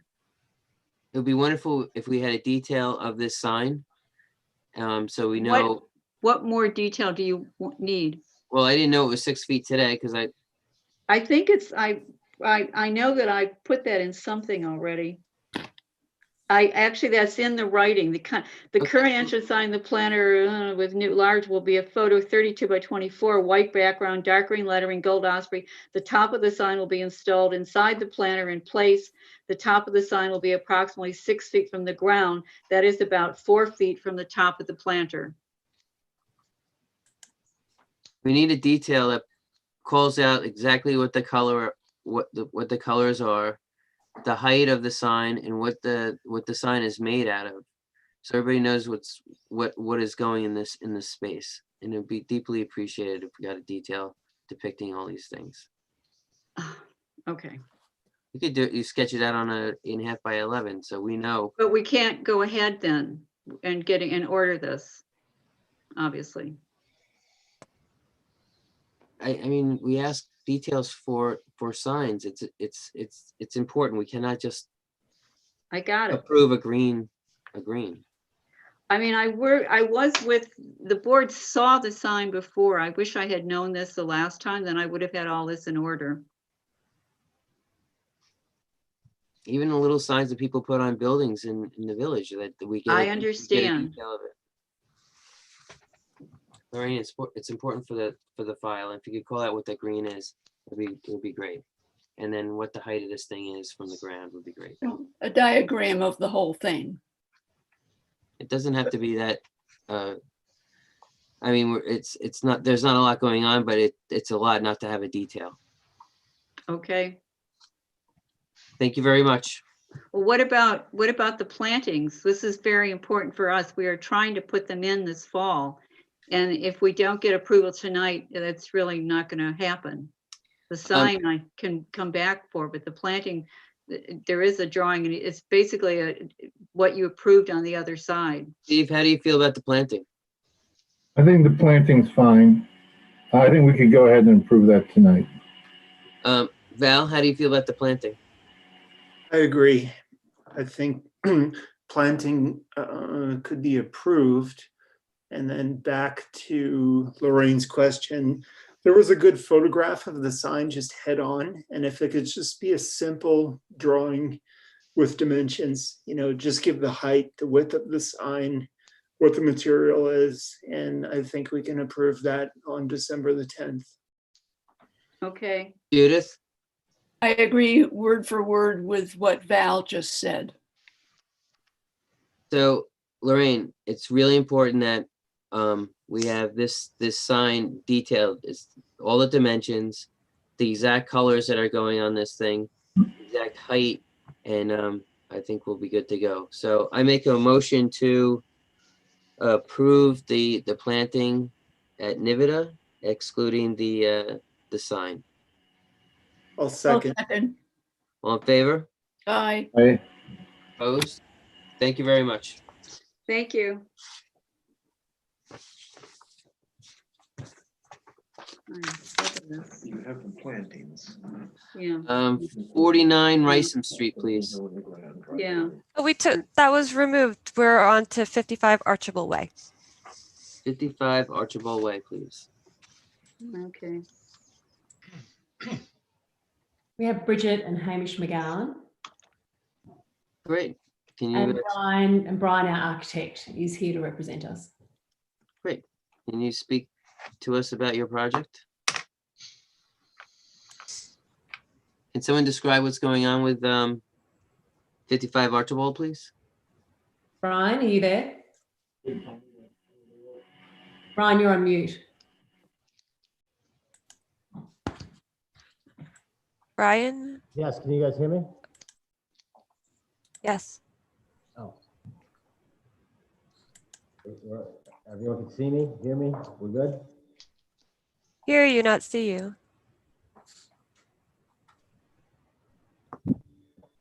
Hang on.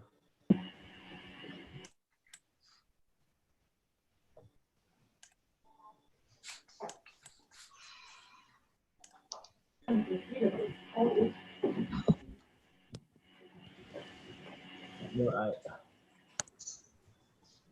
don't know what's going on with my camera. Can you get that going? I don't know if you necessarily need to see me. If maybe Jamie could just pull up the first sheet on the set of drawings. Sure.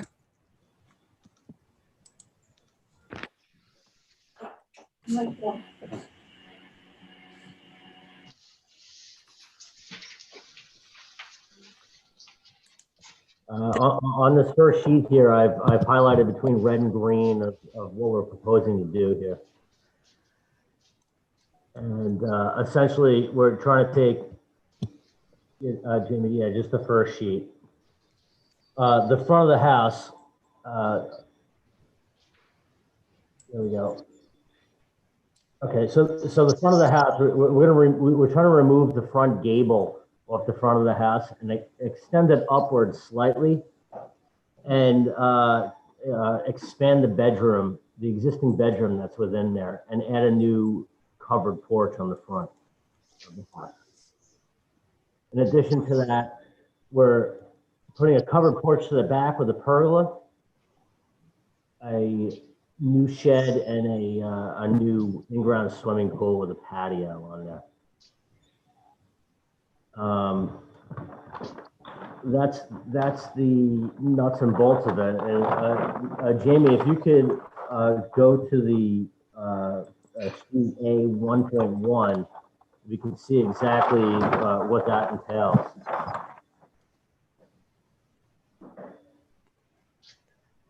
So to the front of the house, the existing portion where the bedroom currently exists remains the same. We're adding a powder room and a entry hall with a closet inside that. Do you have an elevation showing the existing and the proposed? Yeah, Jamie, at the back of the set, I have all the existing photographs in there of what's there. Here? No, that's the board. Oh, just go all the way down. Okay. It's on the set of drawings, but it's at the very end of the set. There we go. Actually, this is probably a great sheet to see what we're trying to do. So to the bottom left-hand corner of the sheet, we have those 3 casement windows that currently exist there right now. And these 2 gables set back from each other, and we currently have a covered porch. What I'm proposing to do is to take the roof line and extend it up across the front and bring it down, extend the covered porch, and in the process, add a bathroom and a closet with an entry hall. Around the back side, on the second photograph, we're gonna remove all those doors. The whole back wall of the house will be a series of sliding. The portion to the left will be a covered porch with a gable over the top. And on the right-hand side will be a pergola. The third picture stays the same. No change other than the fact that the house is going to get stained white to match the new shingles that are going to be on the front of the house, which I provided a sample to the board. It's a Maybach shingle, pre-stained, double dip pre-stain. It's a white color. Amy, can we go up a little bit on this sheet so we can see the top? This?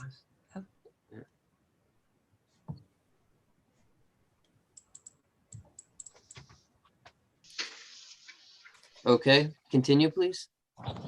Okay, on the bottom, the other portion, there's also relatively no change, I believe. Yeah, there's no change other than the fact that we had this window that had this head height dropped with this arched top on it. And we're gonna align the head heights and keep everything similar on that elevation. Not a lot's happening on that side other than the fact that we're gonna stain that side white.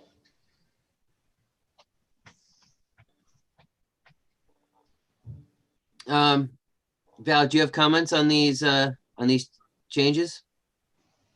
No, can you go to the proposed? I guess, is this, yeah. It's, they're really nice improvements to the house. I think it breathes life into something that's somewhat dated and really could use an upgrade. So I like the application, and I really think that he did it's a very clever way to craft these integrations to the house. It looks good to me. Can you talk to the siding? Is that board and batten? So we have the existing shingles that are on there are slightly aged, and the fact that we're doing a renovation and we're going to try to tie into it, we've just decided to stain the whole house white so that we don't have to deal with new shingles versus old shingles. We do have some components that are board and batten, which will be AZEK material made out of 1x12 with 1x2 battens on top, and with that detail on the front of the house. Jamie, if you go to sheet 2.1. So nope.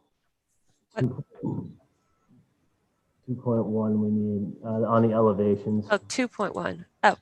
Okay, all right, so there we go. So I have a little isometric drawing to the left there. So the upper gables are the same color white with that board and batten detail. And I have to hit the battens will come down the sides of the windows, and everything will get laid out in proportion to each other. We're also changing the window light configuration to 2/2s on the window to the bottom left. I'm referring to the isometric drawing, where previously we had 3 casement windows. We're going to go to 2 casement windows with shutters. And we're going to go to 2/2 light cuts. You could see in that same drawing that where we're extending that gable up from where it previously was, from those existing photos, to create this larger bedroom to the front of the house, which will have those 2 double hung windows on it. Great. Judith, comments about the architecture? Judith. Steve, comments about the architecture? It looks fairly attractive to me. I'm not sure I've got the concept internalized yet, but it seems to be attractive. They've lightened this thing up. They've added some interesting details to the siding, and they poked a lot of windows into it, or light into it somehow. It's fantastic. Judith. Okay, we lost her. Okay, can you tell us about your landscape and the pool? Okay, so pool. We're doing. I believe what Jamie has right now is an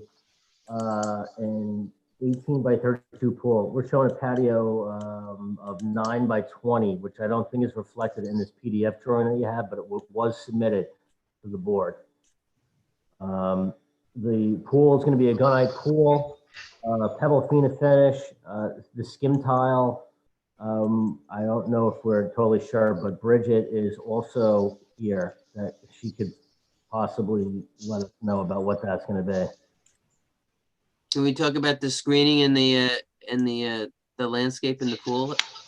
How that's all working? Okay, all right. So the screening currently, the neighbor that is on the north side, the property is very well screened to the north side currently, via the neighbor's property. To the south side is fairly the same. It's both neighbors on either side have a fair amount of screening. on there. I think we'd like to actually address the landscaping on a separate application. We're just currently seeking the approval for the architecture of the house itself at the moment. Is Judith back? We lost her. Okay. Val, I think I cut you off. Do you have any more comments regarding the architecture? No, I think the board and batten, it reads a little bit wider than typical, but Hello. other than that, it's good. I think, and to the point, I know the pool's not on the application, but there's an existing pool on the property and it's surrounded by a forest. So when the time comes, that should be okay. But architecture wise, it's a great addition and I feel comfortable with everything he's proposed. Judith, do you have comments about the architecture tonight? Yeah, I just wanted to say that it looks good. It's a little hard to tell. I would love to have a before and after comparison because there's a lot of verbal description of what's happening, but They have pictures. See. There are Yeah. pictures. But like to see I the think it's a big improvement. Judith, would you like to see the pictures? Yeah, I saw them. Okay. Yeah, it's definitely quite a nice design. It needed a facelift, and I think he's done a great job with it. Yes. Okay, regarding the architecture on this project, do I have a motion to approve 55 Archbold Way? Yes. Is there a second? Second. All in favor? Aye. Aye. Opposed? Great. Thank you.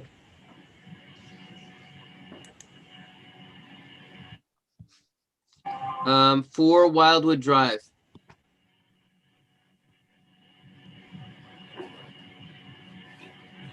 For Wildwood Drive. Okay, we'll second call that one. 16 Walker Avenue, please. 16 I'm Walker. here. Jason Simmons from Jason's Pools for 16 Walker Avenue. Okay. Can you share your screen with us? Jamie was gonna do that for me. Sure, doing it right now. Thank you, Jamie.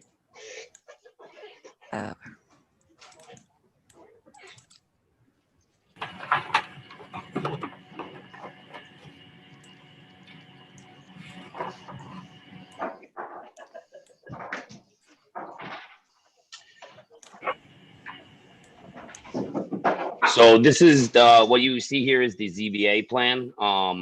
They had to go to the zoning board. They got approvals for it. The only thing we're actually applying for is the swimming pool here. They already have acquired a fence permit as well. So that's already in at the town. So I'm going for the swimming pool. It's a 14 by 40 gunite swimming pool.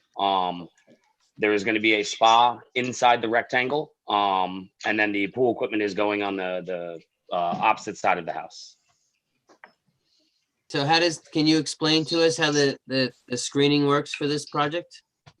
The screening is actually already there on the bottom of the plan there. They already have privet hedges. They're going to do a row in front of that of an additional privet hedge to do 2 screenings there.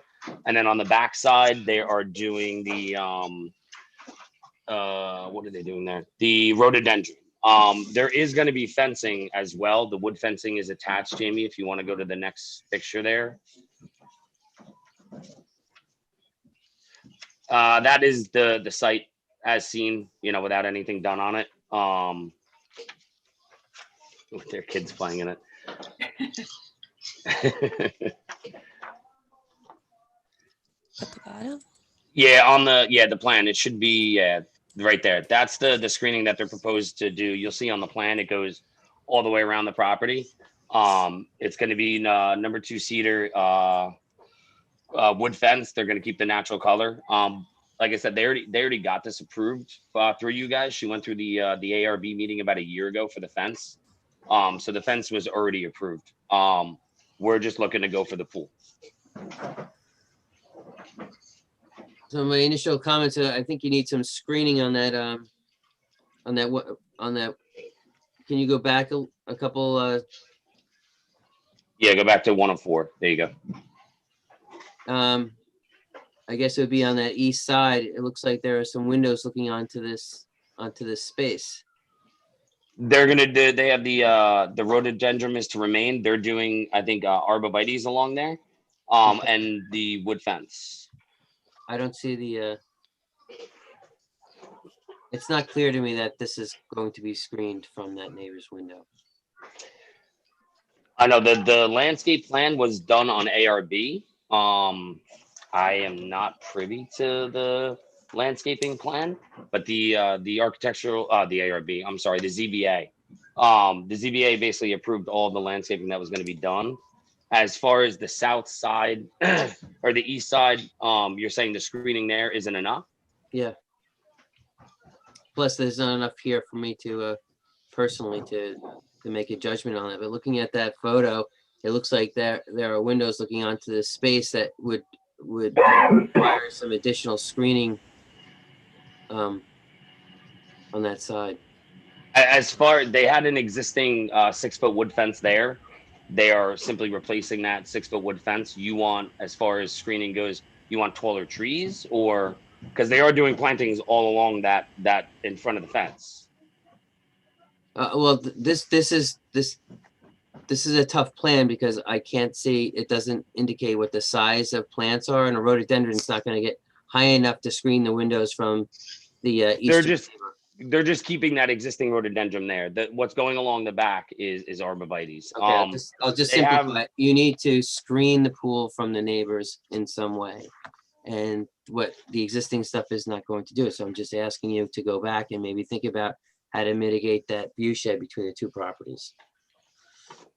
As far as not going to, the 6-foot fence isn't enough screening? You want something taller than that? Yep. So if you look at that photo and you see that those windows are looking onto that pool area, if you could just help us out a little bit here and provide some additional screening. On the east side only? Whatever vantage point from a neighbor that is going to look onto this pool area, you know. Well, the south side, they have a row of privet hedges there, and they're adding another row. So it's going to be a double row of privet hedges on the south side. I'm trying to make this very clear. If you could provide visual screening of this pool area from a neighbor, i.e. like a window or something like that, it might be 1 tree, it might be 20 trees, I don't know. But if you could take a closer look at that, that would be deeply appreciated. No, I'm saying, would that only be for the east side, not for the south side? We're good with the double privet hedge, right? It would just be the east side of the property that we would need to take a closer look at? Well, not unless there are windows on that other side that are looking onto the swimming pool from a 2nd-story window or something like that. If screening means screening the pool from your neighbors. So if you could do that, that would be great. So so you're saying on the east side, do they have like a 2nd-story house or a 1st-story house? And can they see into the pool? And is it good enough to block those are your parameters to go on. And then to provide us with a plant list so we know what the height of these plants are and their spacing and all that good stuff that's in the instructions. Okay. That would be great. But I mean, I'll go through the board, but it looks pretty good to me. If we could provide those little the landscape details. Okay. Val, comment? I'm okay with the pool. I had a question. I think the neighbor has a pool directly opposite this property, or I should say not opposite, adjacent. But it looked as if there were some tall hedges, and if he has a 2nd row of hedges and the fence, we're good. Yeah, as long as you have some screening, that I think I was clear. Yeah. Steve? Yeah, I think you were clear, and I think that's the right way to go. Let us know what we're going to vote on. I think it's a neat project. It's very, very well done. Kids will love it. Judith? Yeah, I think it's fine. I mean, we're just here for the pool, right? Nothing else, right? Seems good. Thank you very much, sir. So I make a motion to table 4 Wildwood Drive. 16 Walker. 16 Walker, I'm sorry. That's okay. Second, All in favor? Aye. Aye. I'm second calling 4 Wildwood Drive. Thank you, guys. Thank you very much. Second calling 4 Wildwood Drive.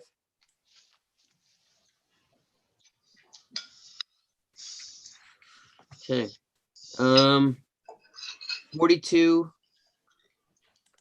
Archibald Way. Hi all, Matt Keller. I'm I'm here. the homeowner here. I was here. Just unmuted. Wildwood. Oh, Okay, we'll Do go you- back. oh. Okay, we'll go back. Okay. Sorry, sir. 4 Wildwood Drive, please. Yes, I'm here. I'm here. Okay, great. And your name is, sir? Jake, last name is Vanderwatt. Okay. And what are you here for? The client wants to propose a swimming pool to the property he just bought. Okay, great. Can you walk us through a plan and let us know what your Yeah, ideas are? sure. I don't know. Do you have that, Jamie? Yes, I do. Okay. Hold on one second.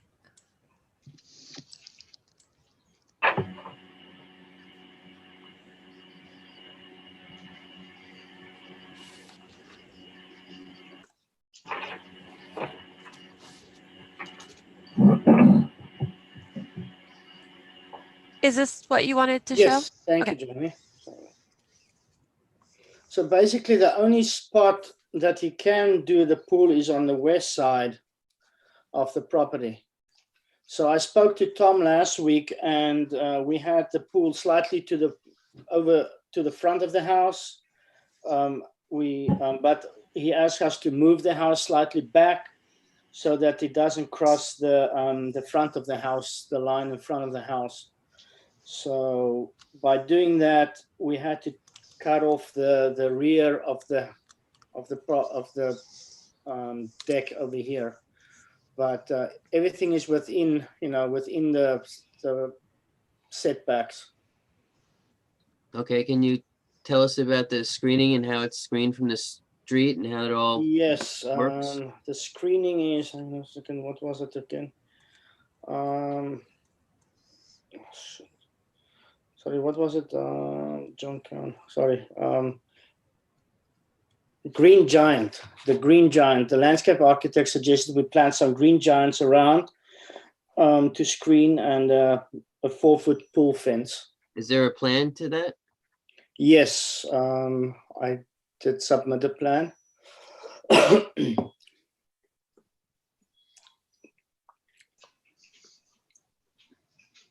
So we just wanted to, screen the whole thing from the street with some green giant.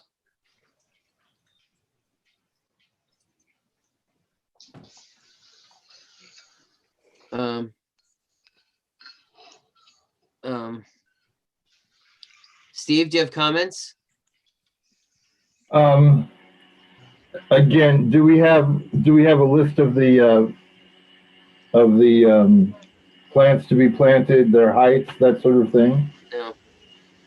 No. I'd be more comfortable passing on this if we get the additional information. So you want the heights? I don't have the heights. The landscape architect didn't supply me with heights. So Steve, let me go back a little bit. How do you feel about the position of this pool on this property? This is actually the older version. It seems it's remote enough. He's got a front yard. He's got a. So did you get a variance to have this pool in the front yard? No. This is actually the older version. We actually moved it back a little bit. I don't know if you have the newer version, Jamie. Sure. I'll stop sharing and find it in my emails. So basically, when I looked at the plan, I'm going to ask, the members for their comments, but it looked like some of your plantings shown on that plan were on someone else's property. And we'd want to see what the fences, what the gates are made of and what the fence material is. and then the spacing of the plant material that you're gonna use to screen and the heights. Plant Okay. names, all that good stuff. It's in the instructions. Okay. And then if you could let us know where the pool equipment's going to be located, and also I guess what kind of relief you got for planting this thing in the front yard, or how that's all working out. So Okay, well, after my conversation with Tom, we didn't need relief. This is the newest one that I have from the 5th. Oh, yeah, no, I did drop off the revised plans. So maybe they just didn't get it in time. I don't have the But, PDF. I didn't PDF. Sorry, my fault. Sorry. So I'll just get the additional information, but I mean, yeah, we're not going onto the neighbor's property with the plans. We'll keep inside of that. It's just graphical. It was just a graphical thing, but I'll just supply all the additional information. So it's a detail of the gates, all the specs and the plants, and how the screening is super important, and how, I guess if we had the right plan, then we would see that you're not planting this pool in the front yard. Yeah, yeah. Steve, comments? Steve Williams. Judith. I don't feel I have enough information, so I think he has to come back. Okay. Do you have any initial comments? No, Okay. it's just Okay. the location of the pool seems a bit odd. Yeah. Val? It was moved. No, I think if he's within rights to build a pool where it's located, Okay. it's fine.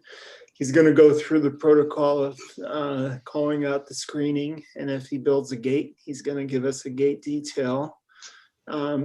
In looking at the neighboring homes, 4 out of 5 houses have pools adjacent to this property, so it's not an issue. I think as long as it's well screened and he's got it in a conforming location, I'm good with this application. Okay, thank you, Bill. So you have some positive feedback there. Good. Great. Great, thank you so much. Thank you. I make a motion to table 42 Archibald Way. I'll second. All in favor? Aye. Thank you. Did we lose Steve? I'm back, I'm here. Okay, great. Need you, Steve. 96 Hampton Street. I'm 42 Archibald Way, if you can hear me. I believe that gentleman was Wildwood. Oh, yeah. We resent him. Yes. Thank you. I'm Matthew Keller. I'm the owner of the property. Will you be sharing your screen? I am not sharing enable at the moment. I was hoping Jamie could help. Sure, we'll do. Thank you. So that approval was for 4 Drive, sorry.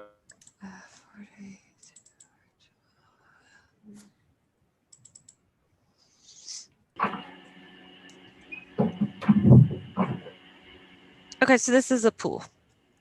Yes, this is a pool. 16 by 36 gunite pool. It would be in the, I guess, southwest corner behind the garage.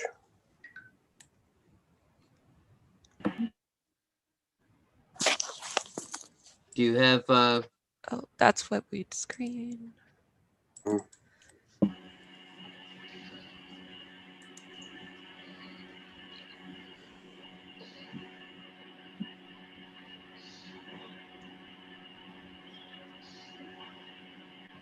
and your pool equipment is, where is that? Is that in an enclosure? Yes, the pool equipment will be behind the garage. If you can see it, it should have been drawn in there in a 3x7 behind the garage. And that picture was of some fencing that I have on the property already that will mimic that to enclose the proposed pool equipment. Val, do you have comments? I think he's in good shape. It's a big backyard. it's perfect for a pool.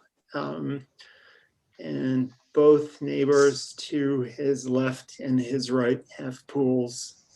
So it's not a foreign element to this street, and I'm inclined to approve the application. Judith, do you have comments? I think that it seems fine, and if he's going to continue that solid fence all the way around, it seems like it's well screened. Steve? So, yeah. Steve, comments? Yeah, no, I agree with Val and Judith. I would have made it bigger. Okay, so I make a motion to approve 42 Archibald.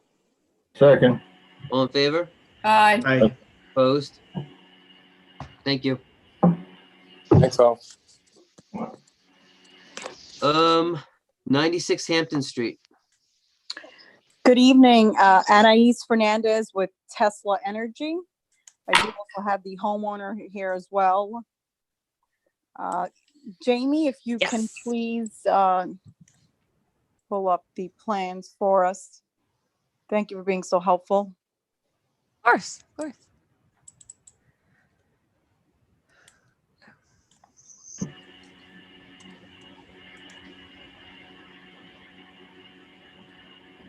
What would you like to see first? The house? Yeah, you can pull up the.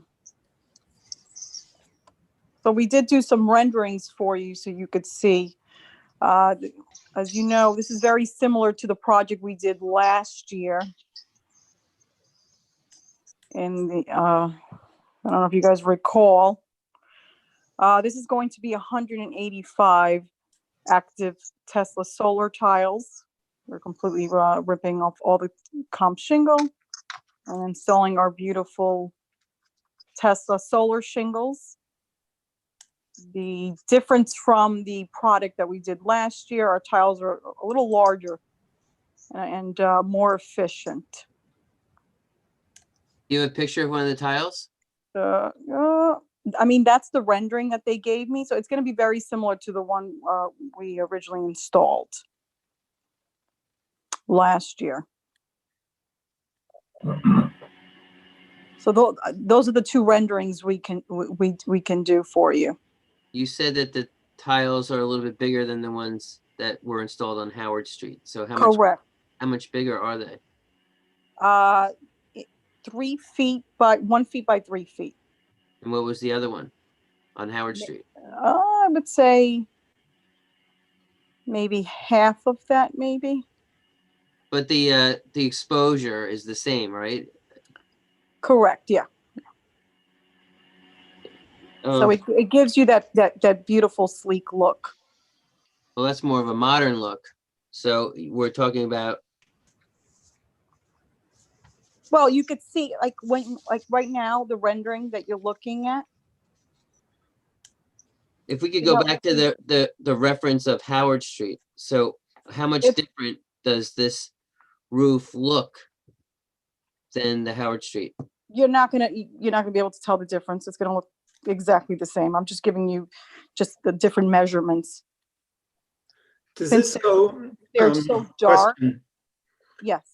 Are you gonna? What portion of the roof gets covered? Is it just a portion or the entire roof? We rip up the entire roof. All right, because back to the historian, if you look at this house, this thing is not a new building. It's an old structure. Mm-hmm. And I don't know if it'd be helpful if you want, I can share my screen. Just Can I just jump in and then you can go? You can take that further. She alluded to Howard Street, which is a historic build. Well, it's in the historic district. But and you guys did approve that. But, like I said, the tiles will look exactly the same. Hold on, I'm not finished. Oh, okay. So we had Liz come up with a resolution saying that we would entertain this installation of the Tesla tiles. We weren't sure how it was going to look at the end, and we would get back to these people if they ever came back and wanted to do this again. Now, in my personal opinion, I think it looks great. So going forward, we did have a resolution drafted up because these tiles were being added into the historic district. And as a board, we thought we'd give this a shot because they do look like shingles. Because Village Code Section 300-13.7 states that solar and alternative energy systems shall not be visible from an adjacent street or from an adjacent property in the historic district. But that's why we had you write up that resolution, because we thought that the tiles looked more like the traditional shingles. It's just that that code is for those big, gigantic, things that look like they shouldn't be on a roof anywhere. Correct. So- These are still solar shingles. So that's why we approved Howard Street as an experiment. So Val, how you want to, if you like that or not, please go ahead with your comments.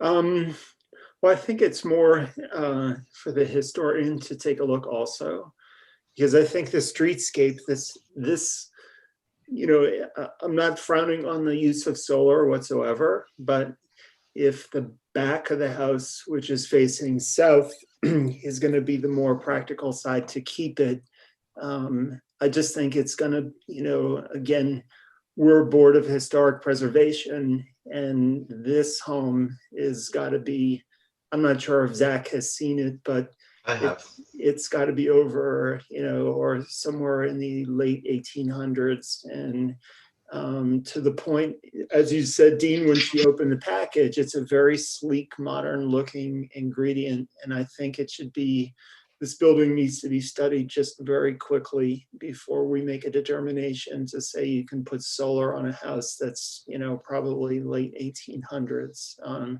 So I'm inclined to hold off until Zach takes a look. Judith? Well, are you proposing to put these tiles all over the entire roof? Correct. These aren't solar panels though. So these look like regular shingles. I know. I'm familiar with them and It kind the of- Howard yeah. Street. It kind of But- reminds me of like the houses you would see down south. That that's what this house reminds me of. A house that you would see down south, and you're seeing, down south and in California, you'll see more of like the metal roof. So this kind of reminds me of like that, that farm look. Well, these are going to be quite visible. The whole thing about the Howard Street house was that it's very hard to see those solar panels, as I remember. These are going to be very obvious. And so we need to be very careful. I love solar panels or solar tiles or solar heating and lighting and so on, but I'm worried about what they're going to look like on this historic house. Steve, can you comment? Yeah, I remember visiting Howard Street while they were being installed, and really it was very hard to tell. So I really think for our purposes, seeing a spec sheet of both so we can compare both in terms of size and dimension, along with some pictures as opposed to renderings, would be desirable or preferable to in advance of approving this or really discussing it. Really want to know what it looks like because Howard Street was so successful. So this is, before I jump in with Zach, I think it's super important that maybe you could do a diagram, as Steve was pointing out, of the Howard Street, because I wasn't clear when you were telling me what was going on. You showed me the picture of the Tesla website. It looks very sleek in California. So if we could have some details of what that exposure is going to look like on your proposed installation. And then I think a site visit with Zach and I guess almost a report, if you will. We have to take a look at, who's looking at this roof from the neighboring properties. We just need a little bit more study on this. I believe the Howard Street was a new construction. It looks like old architecture, but it was in the historic district. So, we took a leap there. So this one, to Val's point and Steve's point, and Judas, we need to take a long look at this, and I think it's another meeting away. And to that, Zach, please expand. May I speak? Oh, I want to hear Zach, if you don't mind. yeah. Very briefly, I mean, this, as we're all familiar, this is a house that sits in a row, interestingly enough, of Greek Revival period houses. This is 1840s or so. It has a porch that was added in the 1880s, but that's also considered contributing. I think it's an interesting aspect of our code, which this new amendment relative to solar panels is consistent with, is that your board is charged with not only what can be seen from the public way, but what can also be seen from neighboring properties. And I mean, that just defines your jurisdiction, as you know. And in most instances, that means the entire building, the front, the sides, the back, etc. So it's not just what you see as you're driving up Hampton Street. It's what neighboring properties will have to enjoy from around the back. I wasn't clear on the application. If the application of these tiles, shingles, is to the back slope of the roof, not the front, and the front is facing north, so I would have assumed that this is on the back of the roof. I think that's somewhat of a mitigation, because that enables the front of the house to be shingled in a conventional way, and that is what the majority of people will see as they drive around the village. But you do have jurisdiction over the back. I think it's going to be important to see what they actually look like, because if they're shiny, if they're black and shiny, they're going to look a little strange. And we're not in the Southwest, we're in the Northeast. We had the Howard Street people applicant bring in a sample of the tile, and that person did. So as everyone explained, we really need to see what that detail looks like. And I'm going to let you finish, Zach, but Liz, does the code say solar panels or solar tiles or anything solar in the historic district? It just says solar in the historic district. Okay, so that we and then really need to solar is further defined in the code as well. But it doesn't differentiate for solar tiles or versus panels.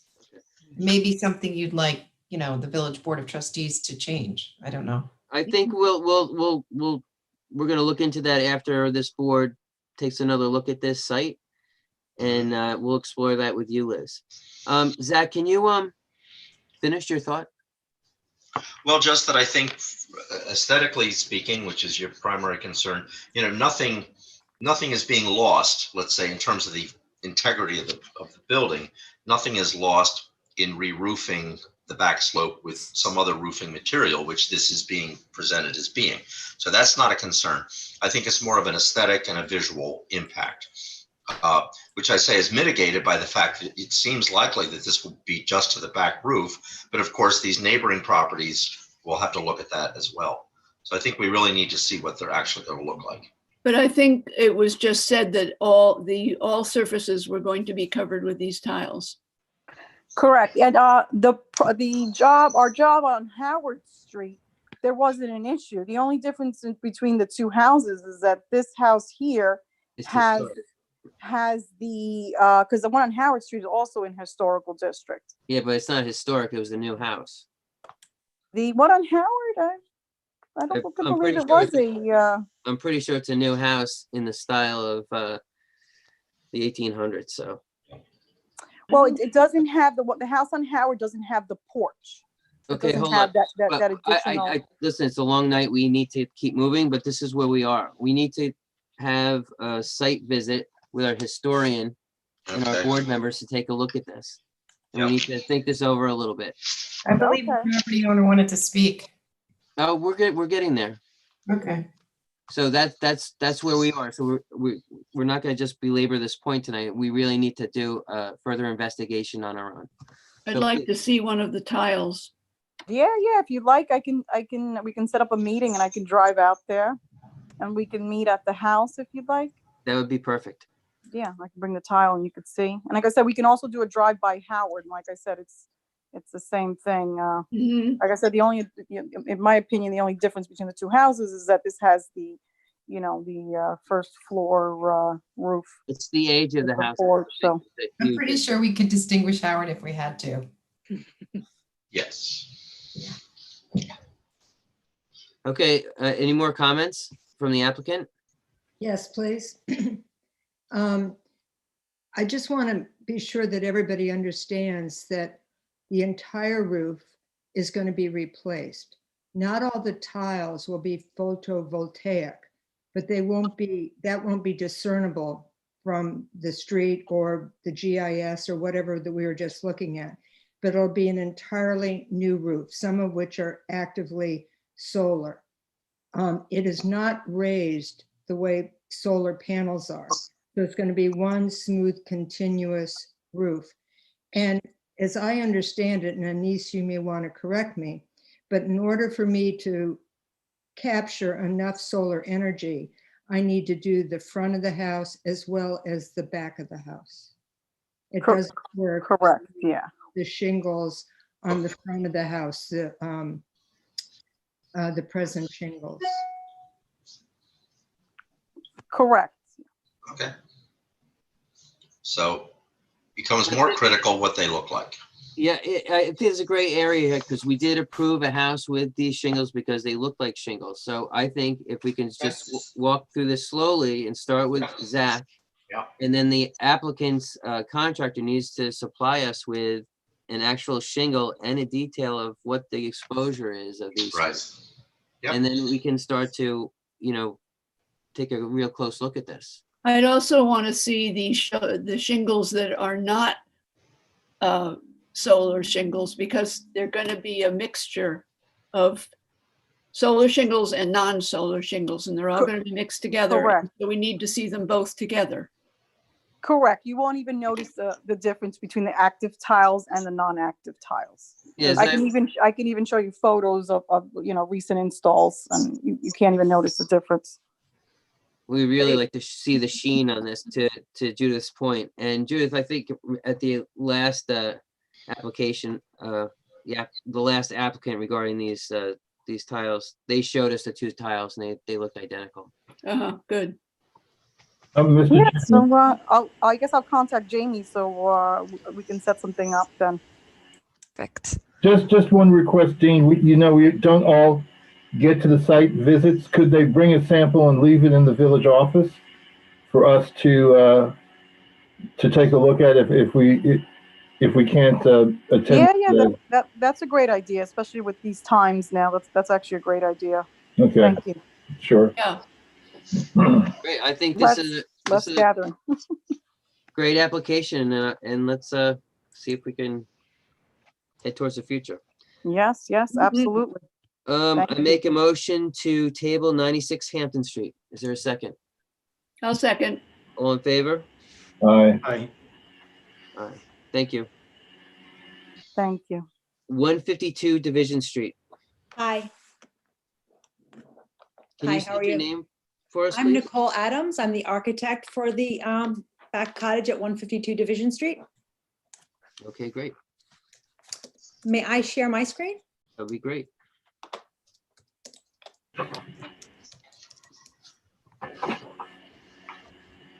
So the cottage, it's there's a main house, and in the way back of the property, if I go to the site plan, this is the main house, is a Division Street. In the way back of the property is a small 670 square foot cottage. I will show you a picture of the existing cottage. I can blow that up a little bit for you. It's not really visible from the street. It's pretty well screened. It's currently sided in like a bent aluminum asphalt shingle roof. And the intent, we have an existing permit to renovate the interior. Our intent is to put some real materials on it, some real clapboard, some ADL new Marvin windows, to put a metal roof on the back structure, new gutters.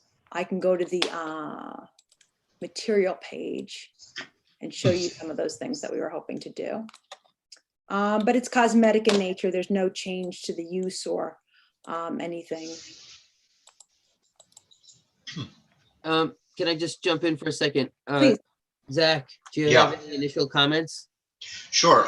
Well, if you check the nomination form, it references this as a contributing structure. I find that's worth checking further because, as the applicant has noted, this is virtually invisible from the street. So I don't know why necessarily this particular little building was called out as being contributing. So I think that warrants a quick visit. If it is, then I would disagree with the applicant that changing the windows is cosmetic. So I think we need to sort of define a little bit better what we're dealing with. And if we can discover, what this actual little building is, I think that will help us, help you guys decide what's appropriate. If it would help, Zach, the front of the building says 1842 on it. That's the main house, yeah. Yeah.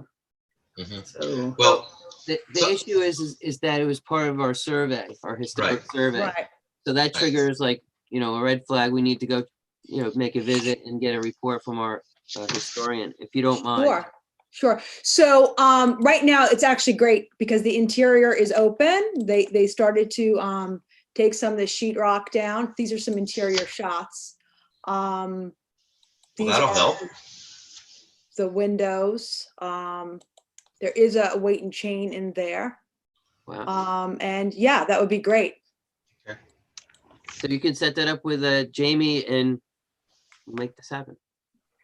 Okay, that'd be great. Thank you very much. All right. Thanks very much. Bye-bye. Thank you. Bye. Do I have a motion to table 152 Division Street? motion. Second. All in favor? Aye. Opposed? Great. 16 Notre Dame?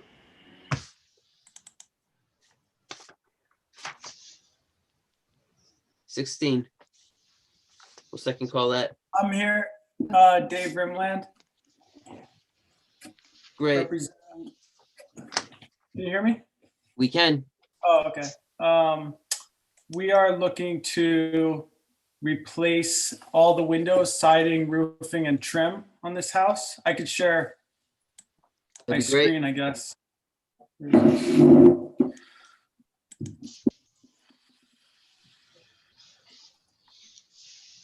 Is it? Oh, right here. What? Slide this up. Sorry. So this is the front elevation. The windows are needing replacement, so we were going to replace the windows in the existing rough openings. We're not changing any of the rough openings. We would like to take off the painted trim and use Alaskan yellow cedar. And we would like to replace the roof with also yellow cedar and the siding with yellow cedar. And then the windows would be a clear anodized finish to blend in with the cedar, sort of just softening this facade. And the only real architectural change that we would like to make is to cut back these overhangs so they're not so large, just to sort of make it less invasive and allow more light into the house. And where's the other, this is the rear elevation. So the same thing, we just want to put yellow cedar on the siding, yellow cedar on the roof, wrap these in these columns square, same size in yellow cedar. And then these windows and doors would also be a clear anodized finish to match the cedar. And then the mullions in the windows would stay the same. It would be 2/2. And then on the windows and on the doors, we want to do we were going to do 1 wide, 3 tall. So it'd just be 2 bars going across instead of this vertical bar. I have a drawing of that. So then this is the elevation.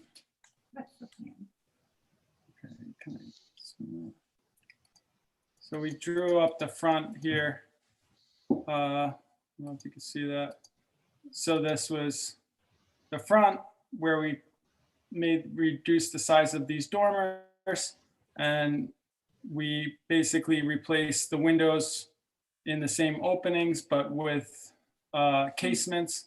And then the front door is just 1 wide, 3 tall, also clear anodized. This is yellow cedar, yellow. We were gonna do zinc gutters. I think the gutters now are just white aluminum.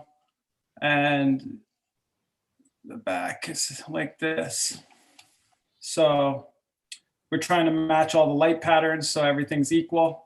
Up here was just 2 little windows and then the door. So we're just making this a slider, and then all of this is the same openings. Are you changing the eave details at all? Just on the dormers.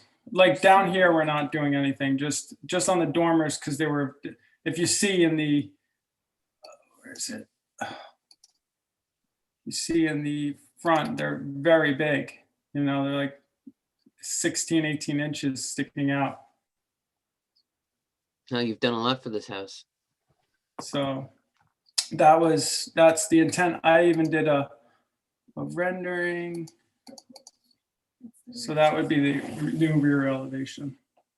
Hmm. So you're not really changing the architecture. We're just changing out the openings, the fenestrations of the building. Judith, comments? I think it looks very, very nice. I'm all in favor. Well, that's tough to get. Steve, I think it's attractive also. Val, I like it. Redwood is sort of the New England of Sag Harbor. That's very coastal community, and all that yellow cedar is going to turn a driftwood gray. It's going to look great. Gonna be silver, Nice. yeah, silver out. And that was the intention with the windows, to try to let them blend in with the Yeah. siding. Yeah, it's a great looking renovation. parking that garage in front of the house and then having that broken tooth dormer thing going on, and I don't know how you pull it off, but thank you. Okay, I make a motion to approve 16 Notre Dame. I'll second. Motion to approve. All in favor? Aye. Aye. Opposed? Great, thank you. Thank you.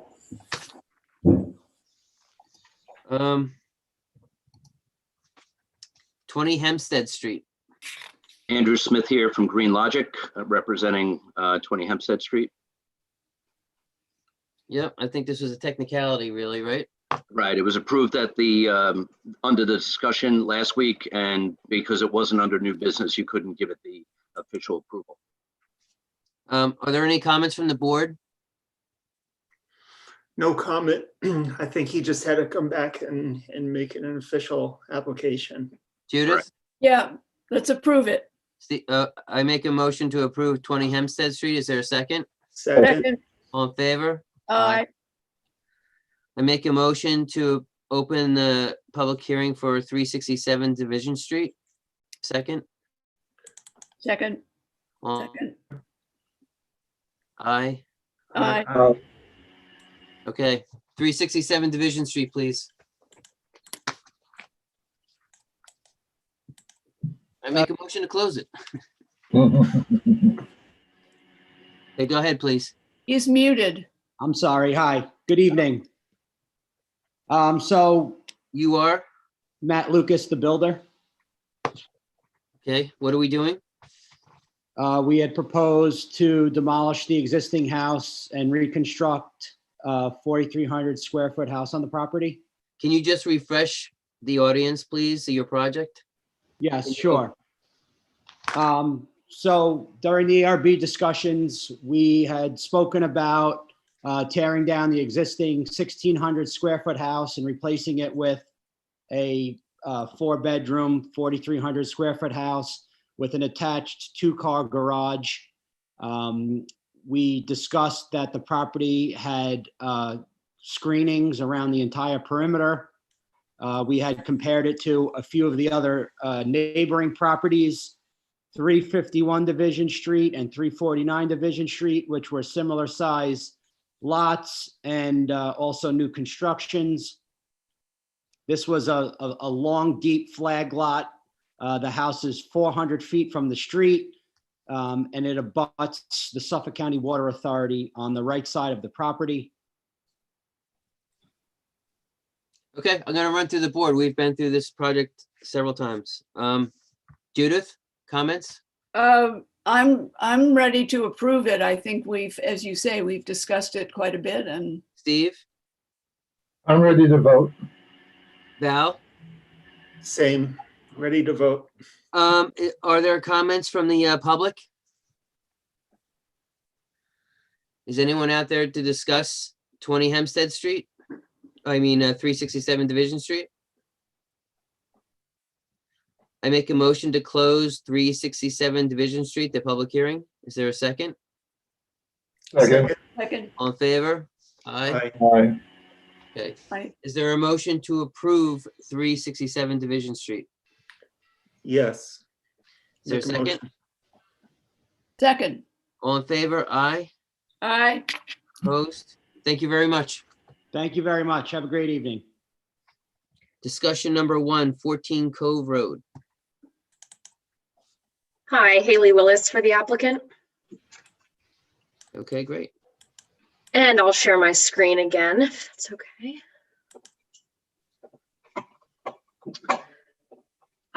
So last year, the board approved this house with its accompanying landscape plan. And the client has gone in a new direction with the house, although it's remaining in substantially the same footprint as the old house. So we have these new architectural plans for the home and the landscape plan, which is virtually identical to the originally approved landscape plan.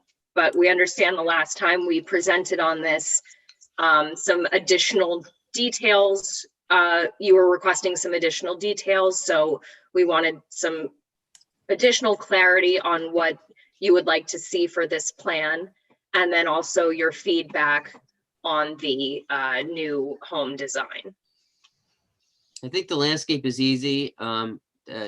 If you could supply us with what the step details are going to be, what the stone is, and what the walls are, that would be really helpful. And how the fencing is working with the plant materials, so we have an idea what's going on. So I think I think these were the comments at the last time we saw something like this. We've asked for more detailing and elevations. Okay. So let's go to the architecture, please, and tell us about the house.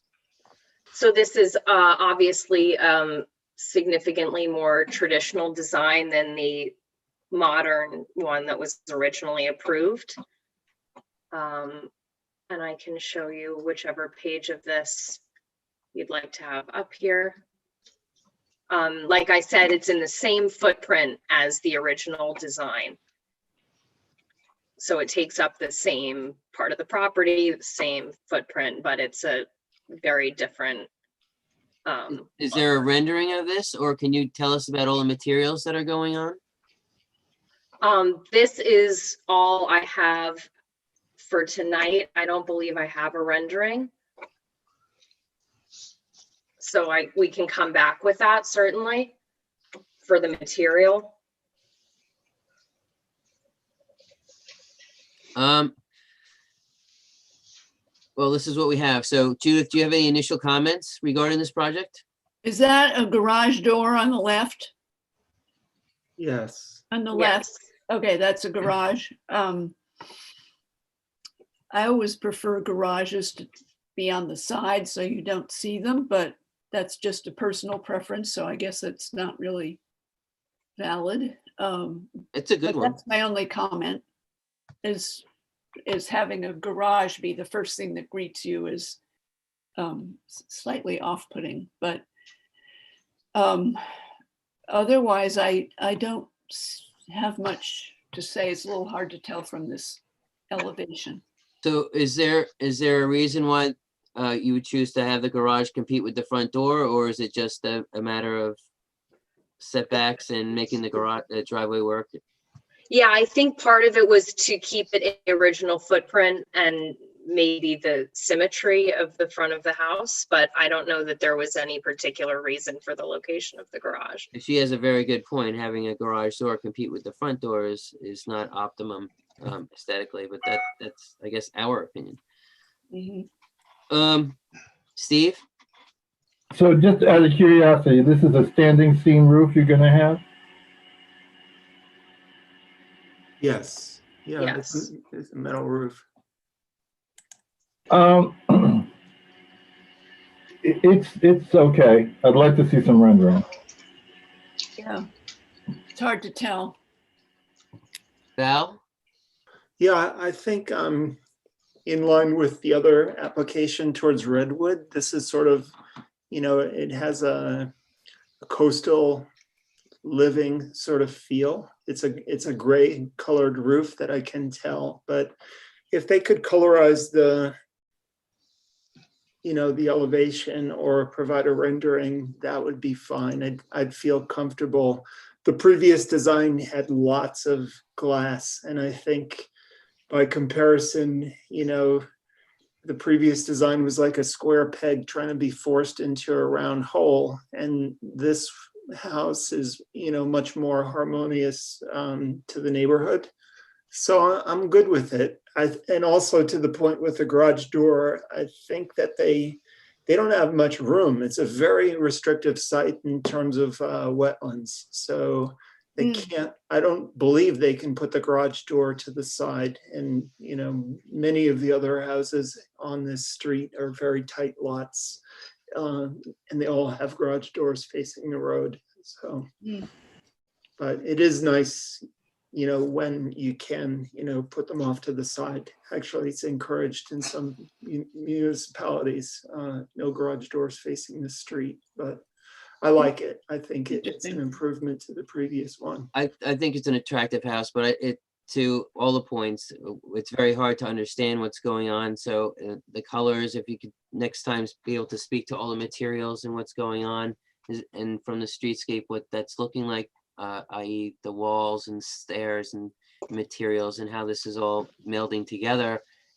And it's a great spot. So it's unclear the way it's presented at the moment. I understand it's a discussion, but hopefully that was constructive.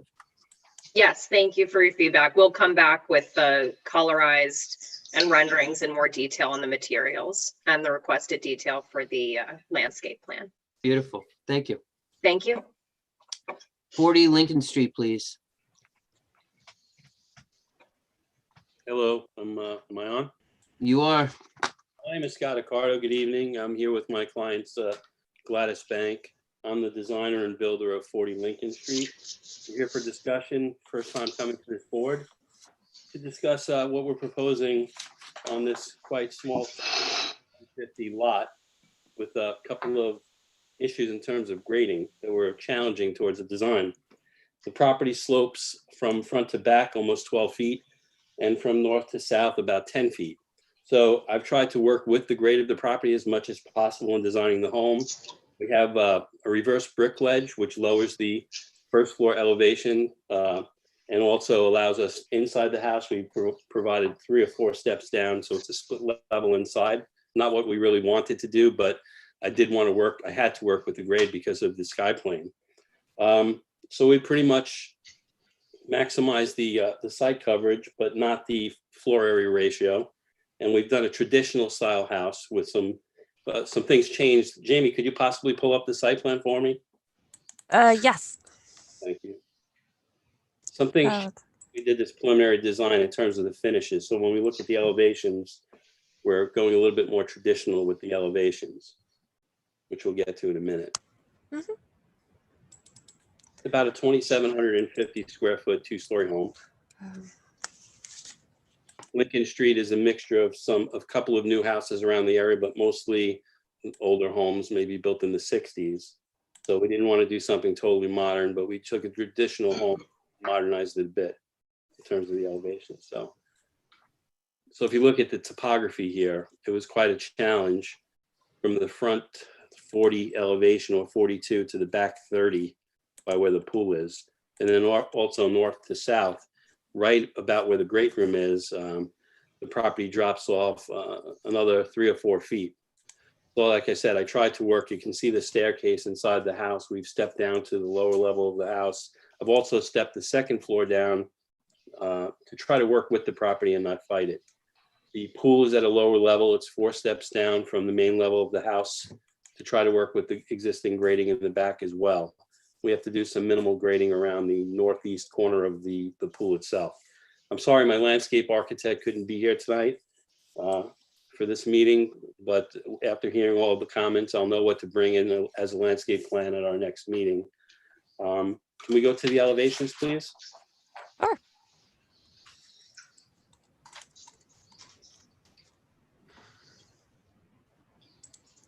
Could be sheet That might be all I have. sheet 6, 7. This seems to be, did you send it recently? Oh, here we go. Okay, the next couple pages down. There we go. One back. Well, yeah, the elevation. There we go. So here's the front elevation. Again, traditional. What we've changed on this since these drawings were done is we're going to go with a traditional cedar roof, cedar shake siding in a light gray, black window frames, and maybe just over the front door, a little bit of metal roof to highlight the front door. We do have a second floor, small balcony, 5 by 8 off of the master bedroom in the back. And I've heard some of your comments tonight. This property backs up to New York State lands. There really is no neighbor on the back of the property. And we do plan to screen the 2 sides as much as possible for privacy, since it is a 75-foot wide lot. Can we go one more page down, please, to the side elevation?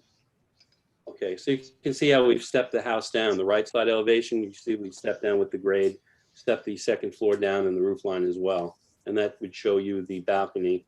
It's also showing you an outdoor shower on the left side elevation as well. This again was shown with stucco siding and a metal roof, but I think we're considering just doing cedar shakes now for the entire house and a brick or a stacked stone type of fireplace, maybe even just stucco. So you'll have an eave detail and the trim details and yeah, we'll have a rendering we can sink into. Yeah, discussion. I just really wanted to come before you and find out, what you were looking for, what you think of the general overall project, and to learn about what you need for landscaping design for the next meeting. Steve, how do you feel about this this project? I really want to go look at the lot. It's a little early for me to give you my opinion, other than to say it's similar to some of the newer houses that have been built in Nineveh. So I'd like to kind of visit the site. So I'm reserving my opinion right now.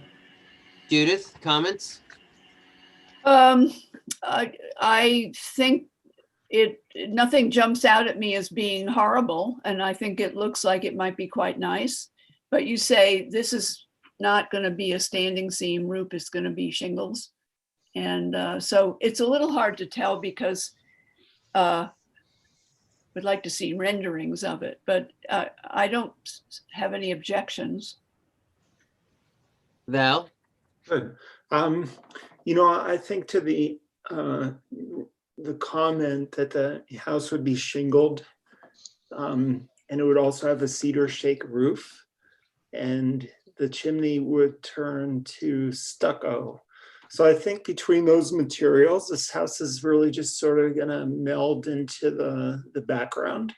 And I actually like that the proposal, to, I think, use those textures is going to soften the architecture, because with a stucco house, I'm not sure what color stucco you had proposed. That's a moot point right now, because you're going to shingle, but all this to say that a cedar is going to be a much softer look, And in terms of the architecture, you know, it's a deeply wooded property. So I'm generally good with it, but it would be helpful just to see a quick colored rendering if you could provide one. What's great about this area, it's just the floor there is basically untouched. You know, there are a lot of lots there that still have a lot of indigenous material, and neighboring properties are using that to their advantage. So it'd be wonderful to see if you could work in that direction, maybe save some of these large oak trees on this property and note those on your plans if decide to go in that direction. But the streetscape in this area is very important to us, as you'll hear in many of these meetings. People enjoy driving through Sands because a lot of the existing the indigenous oaks and bayberry and things have been preserved. So that's my only comment. I think it's interesting if there could be more detail. You said you were going to expand on that, but that's what we really need. I have no, as far as volume is concerned, I have no issues. I'd love to see the details. Looking forward to it, actually. Great. I just had one question then about the rear deck. Is that a problem since it's going to be facing the New York State property? Do we need to worry about screening that second floor deck that I heard you speak to a few people about? From my standpoint, you know, those second story decks and pools, it's just a matter of screening that from a neighbor. Right. Okay. Very good. All right. Thank you very much. Thank you. Hopefully that was helpful. Very much. 38 Harrison Street, please. Scott Baker. I'm here with the owners, John Vicari and Steve Fleming. And Jamie, if you could bring up the photos. Sure, will do.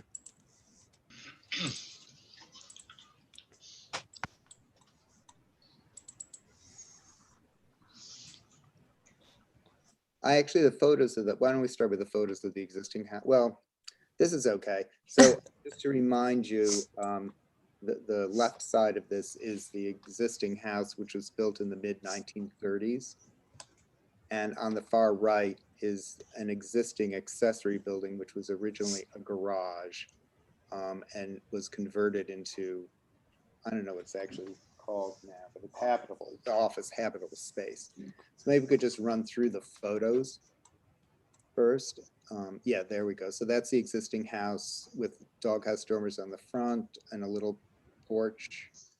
On the rear is a shed dormer that goes across the whole width of the house in the back. And then you could, yeah, that's the side view facing Division Street. So this lot is on the corner of Division and Harrison, and is a very large lot, over 29,000 square feet. You can go to the next two. That's the accessory building, which was a garage. So the only thing we're planning to do with this while we're here is just to replace the pictured window with French doors. That's the side view. That faces Division Street. You could go to the next view, which is there we go, the bird's eye roof. Okay, so this is kind of a synopsis of what we're proposing to do now. So the top section is the existing house. Then below that is sort of a connection piece. And then we have 3 volumes, basically. The left volume is a screened porch. The center volume, which is 1 story. The center volume is a 2-story addition with doghouse dormers. And on the right is a kitchen wing, which is 1 story. So we've eliminated anything touching the upper 3 parts of the existing house. We reduced the size of the footprint and also the massing of the house, the proposal. You could go to I guess the first rendering, which is, so that's the view from Division and Harrison Street. You can see on the left is the kitchen wing with a little entry porch, which is sort of reminiscent of the front porch, but different. Other than the chain link fence, I think it looks great. Everything is shingled. We're using basically the same size windows over again. The chimney in the rear is brick. You can go to the next, maybe the next rendering, which I think is up at the top. Sorry. So this is a view from the rear, showing the sort of the mudroom, the entry porch there on the right. You'll see the rear, the French doors, and the fireplace chimney running up through the center. So that's just the center. The center portion is the only two-story part. The accessory building is there on the left. Then you could go to the next rendering. Can I ask about the shingles? Are you showing hand splits there? Are you re-shingling? We are re-shingling. We haven't really decided specifically on which shingle. Do you have a, we haven't really decided yet, but the house needs re-shingling, and the existing roof is asphalt. So we'd like to re-shingle that in wood. So everything will be going to a cedar shingle, whether it's Alaskan or white cedar or red. I'm not quite sure yet. Probably Alaskan. So it goes gray. And that shows the screen porch there on the right. There are also elevations if you want to see those. We can, I don't know if you have any comments so far. I think it looks great. I mean, you've taken in a lot of our comments, but I would like to just ask some initial comments from Zach. Well, I think you've come a long way with this, and from our initial site visit, where I think the back extensions were, at least seemed to me to have been considerably larger than this. I think being a 1.5-story house to begin with, it's a big challenge to enlarge it. But by bringing that back extension lower and then stepping it down further to these side wings is absolutely perfect. I think this is the best way to go with this house. I think it looks great. Val, comments? Yeah, I thank you, Scott. I think, you know, it's a really, it's a nice improvement to what we had seen, and also the rendering, you know, really helps the board get a better perspective, if you will. No pun intended, but you know, the shingles really tie the house together. And I think what you've done is really respect the historic part, and the addition, you know, is sympathetic to the house. So all this to say, if it came to formal presentation, you know, I'd feel pretty good about this. Judith? I agree with Val and everybody else. I think it's come a long way, and it really is now totally successful, and just a perfect example of, you know, what can be done. Yeah. To respect the original house. And I love all the doghouse dormers. And there was one thing, the agenda says something about a bay window. Is that gone by the wayside? No, all of that was from the original. Yeah, okay. couple I of meetings figured it ago. was. I didn't see Yeah. a bay window All anywhere. of that's been eliminated, yes. Yeah, well, I think you did a great job. We can run down to the elevations at some point. Hey, Steve? You know, I was just checking my notes to make sure I'd been to the site. I think you did a marvelous job here. You were there with Bob. Yeah, I remember, but I wanted to check my notes because it's so different than what I saw last time, and it really had. These are old ones. Yeah. Oh, yeah. Oh, my goodness, yeah. Yep. Well, while we're right here, we could look at the plot, well, not those are, but we could just look at the site plan a second. Site plan, this one? Yeah. So what we would be doing is proposing the parking basically in the same area that it is off of Division Street, sort of near that kitchen wing on the right side. And then there would be fence and gates separating that from sort of a courtyard area between the new additions and the existing accessory building. And then there would be a pool sort of on center with that courtyard. I think the fact that you were able to really make the original structure stand out, and all your additions are harmonious with the with the architecture and the screened-in porch. I mean, that's going to be the spot. I think it's fabulous. As far as the landscaping, you know, some of these, just some helpful spot elevations would be great. You know, the coping, the steps down to the gravel, I guess, if you will, where the table is, and then the fencing, making sure that the screening is hiding the fence from the streetscape. Right. And then the details of the stone steps going down, you know, what the sizes of those are. These are minor things, though. I think you did a really, really great job on this. Yeah. Great. So you don't, Jamie, you can't find the architectural drawings? They don't seem to be.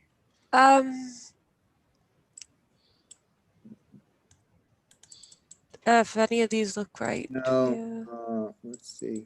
It should have been. There we go. There we go. Okay. There we go. Okay, so if you go up one page, that's the top one is the front elevation.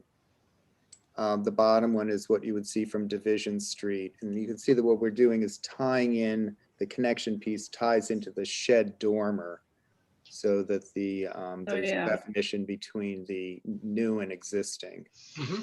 Then if you scoot down to the next page, that's the top is the rear, showing the screen porch, the 2-story addition, and then the 1-story kitchen addition and mudroom addition on the right. And then the bottom elevation shows the screen porch side of the house again. Very nice. Yeah. Yeah. What a great piece of property, too. Yeah. Hey, good luck with it. Thank you. So we'll see you next time. Great. Very good. Thank you very much. Very nice. Good night. Okay, so is there a motion to adjourn this meeting? Is there a second? Second. All in favor? Aye. Aye. Thank you, everyone. Happy Thanksgiving. Happy Happy Thanksgiving. Thank you. See you in December. Right. Oh, yeah. We'll have it again, the 12th. I mean, the 10th. Yes. Bye.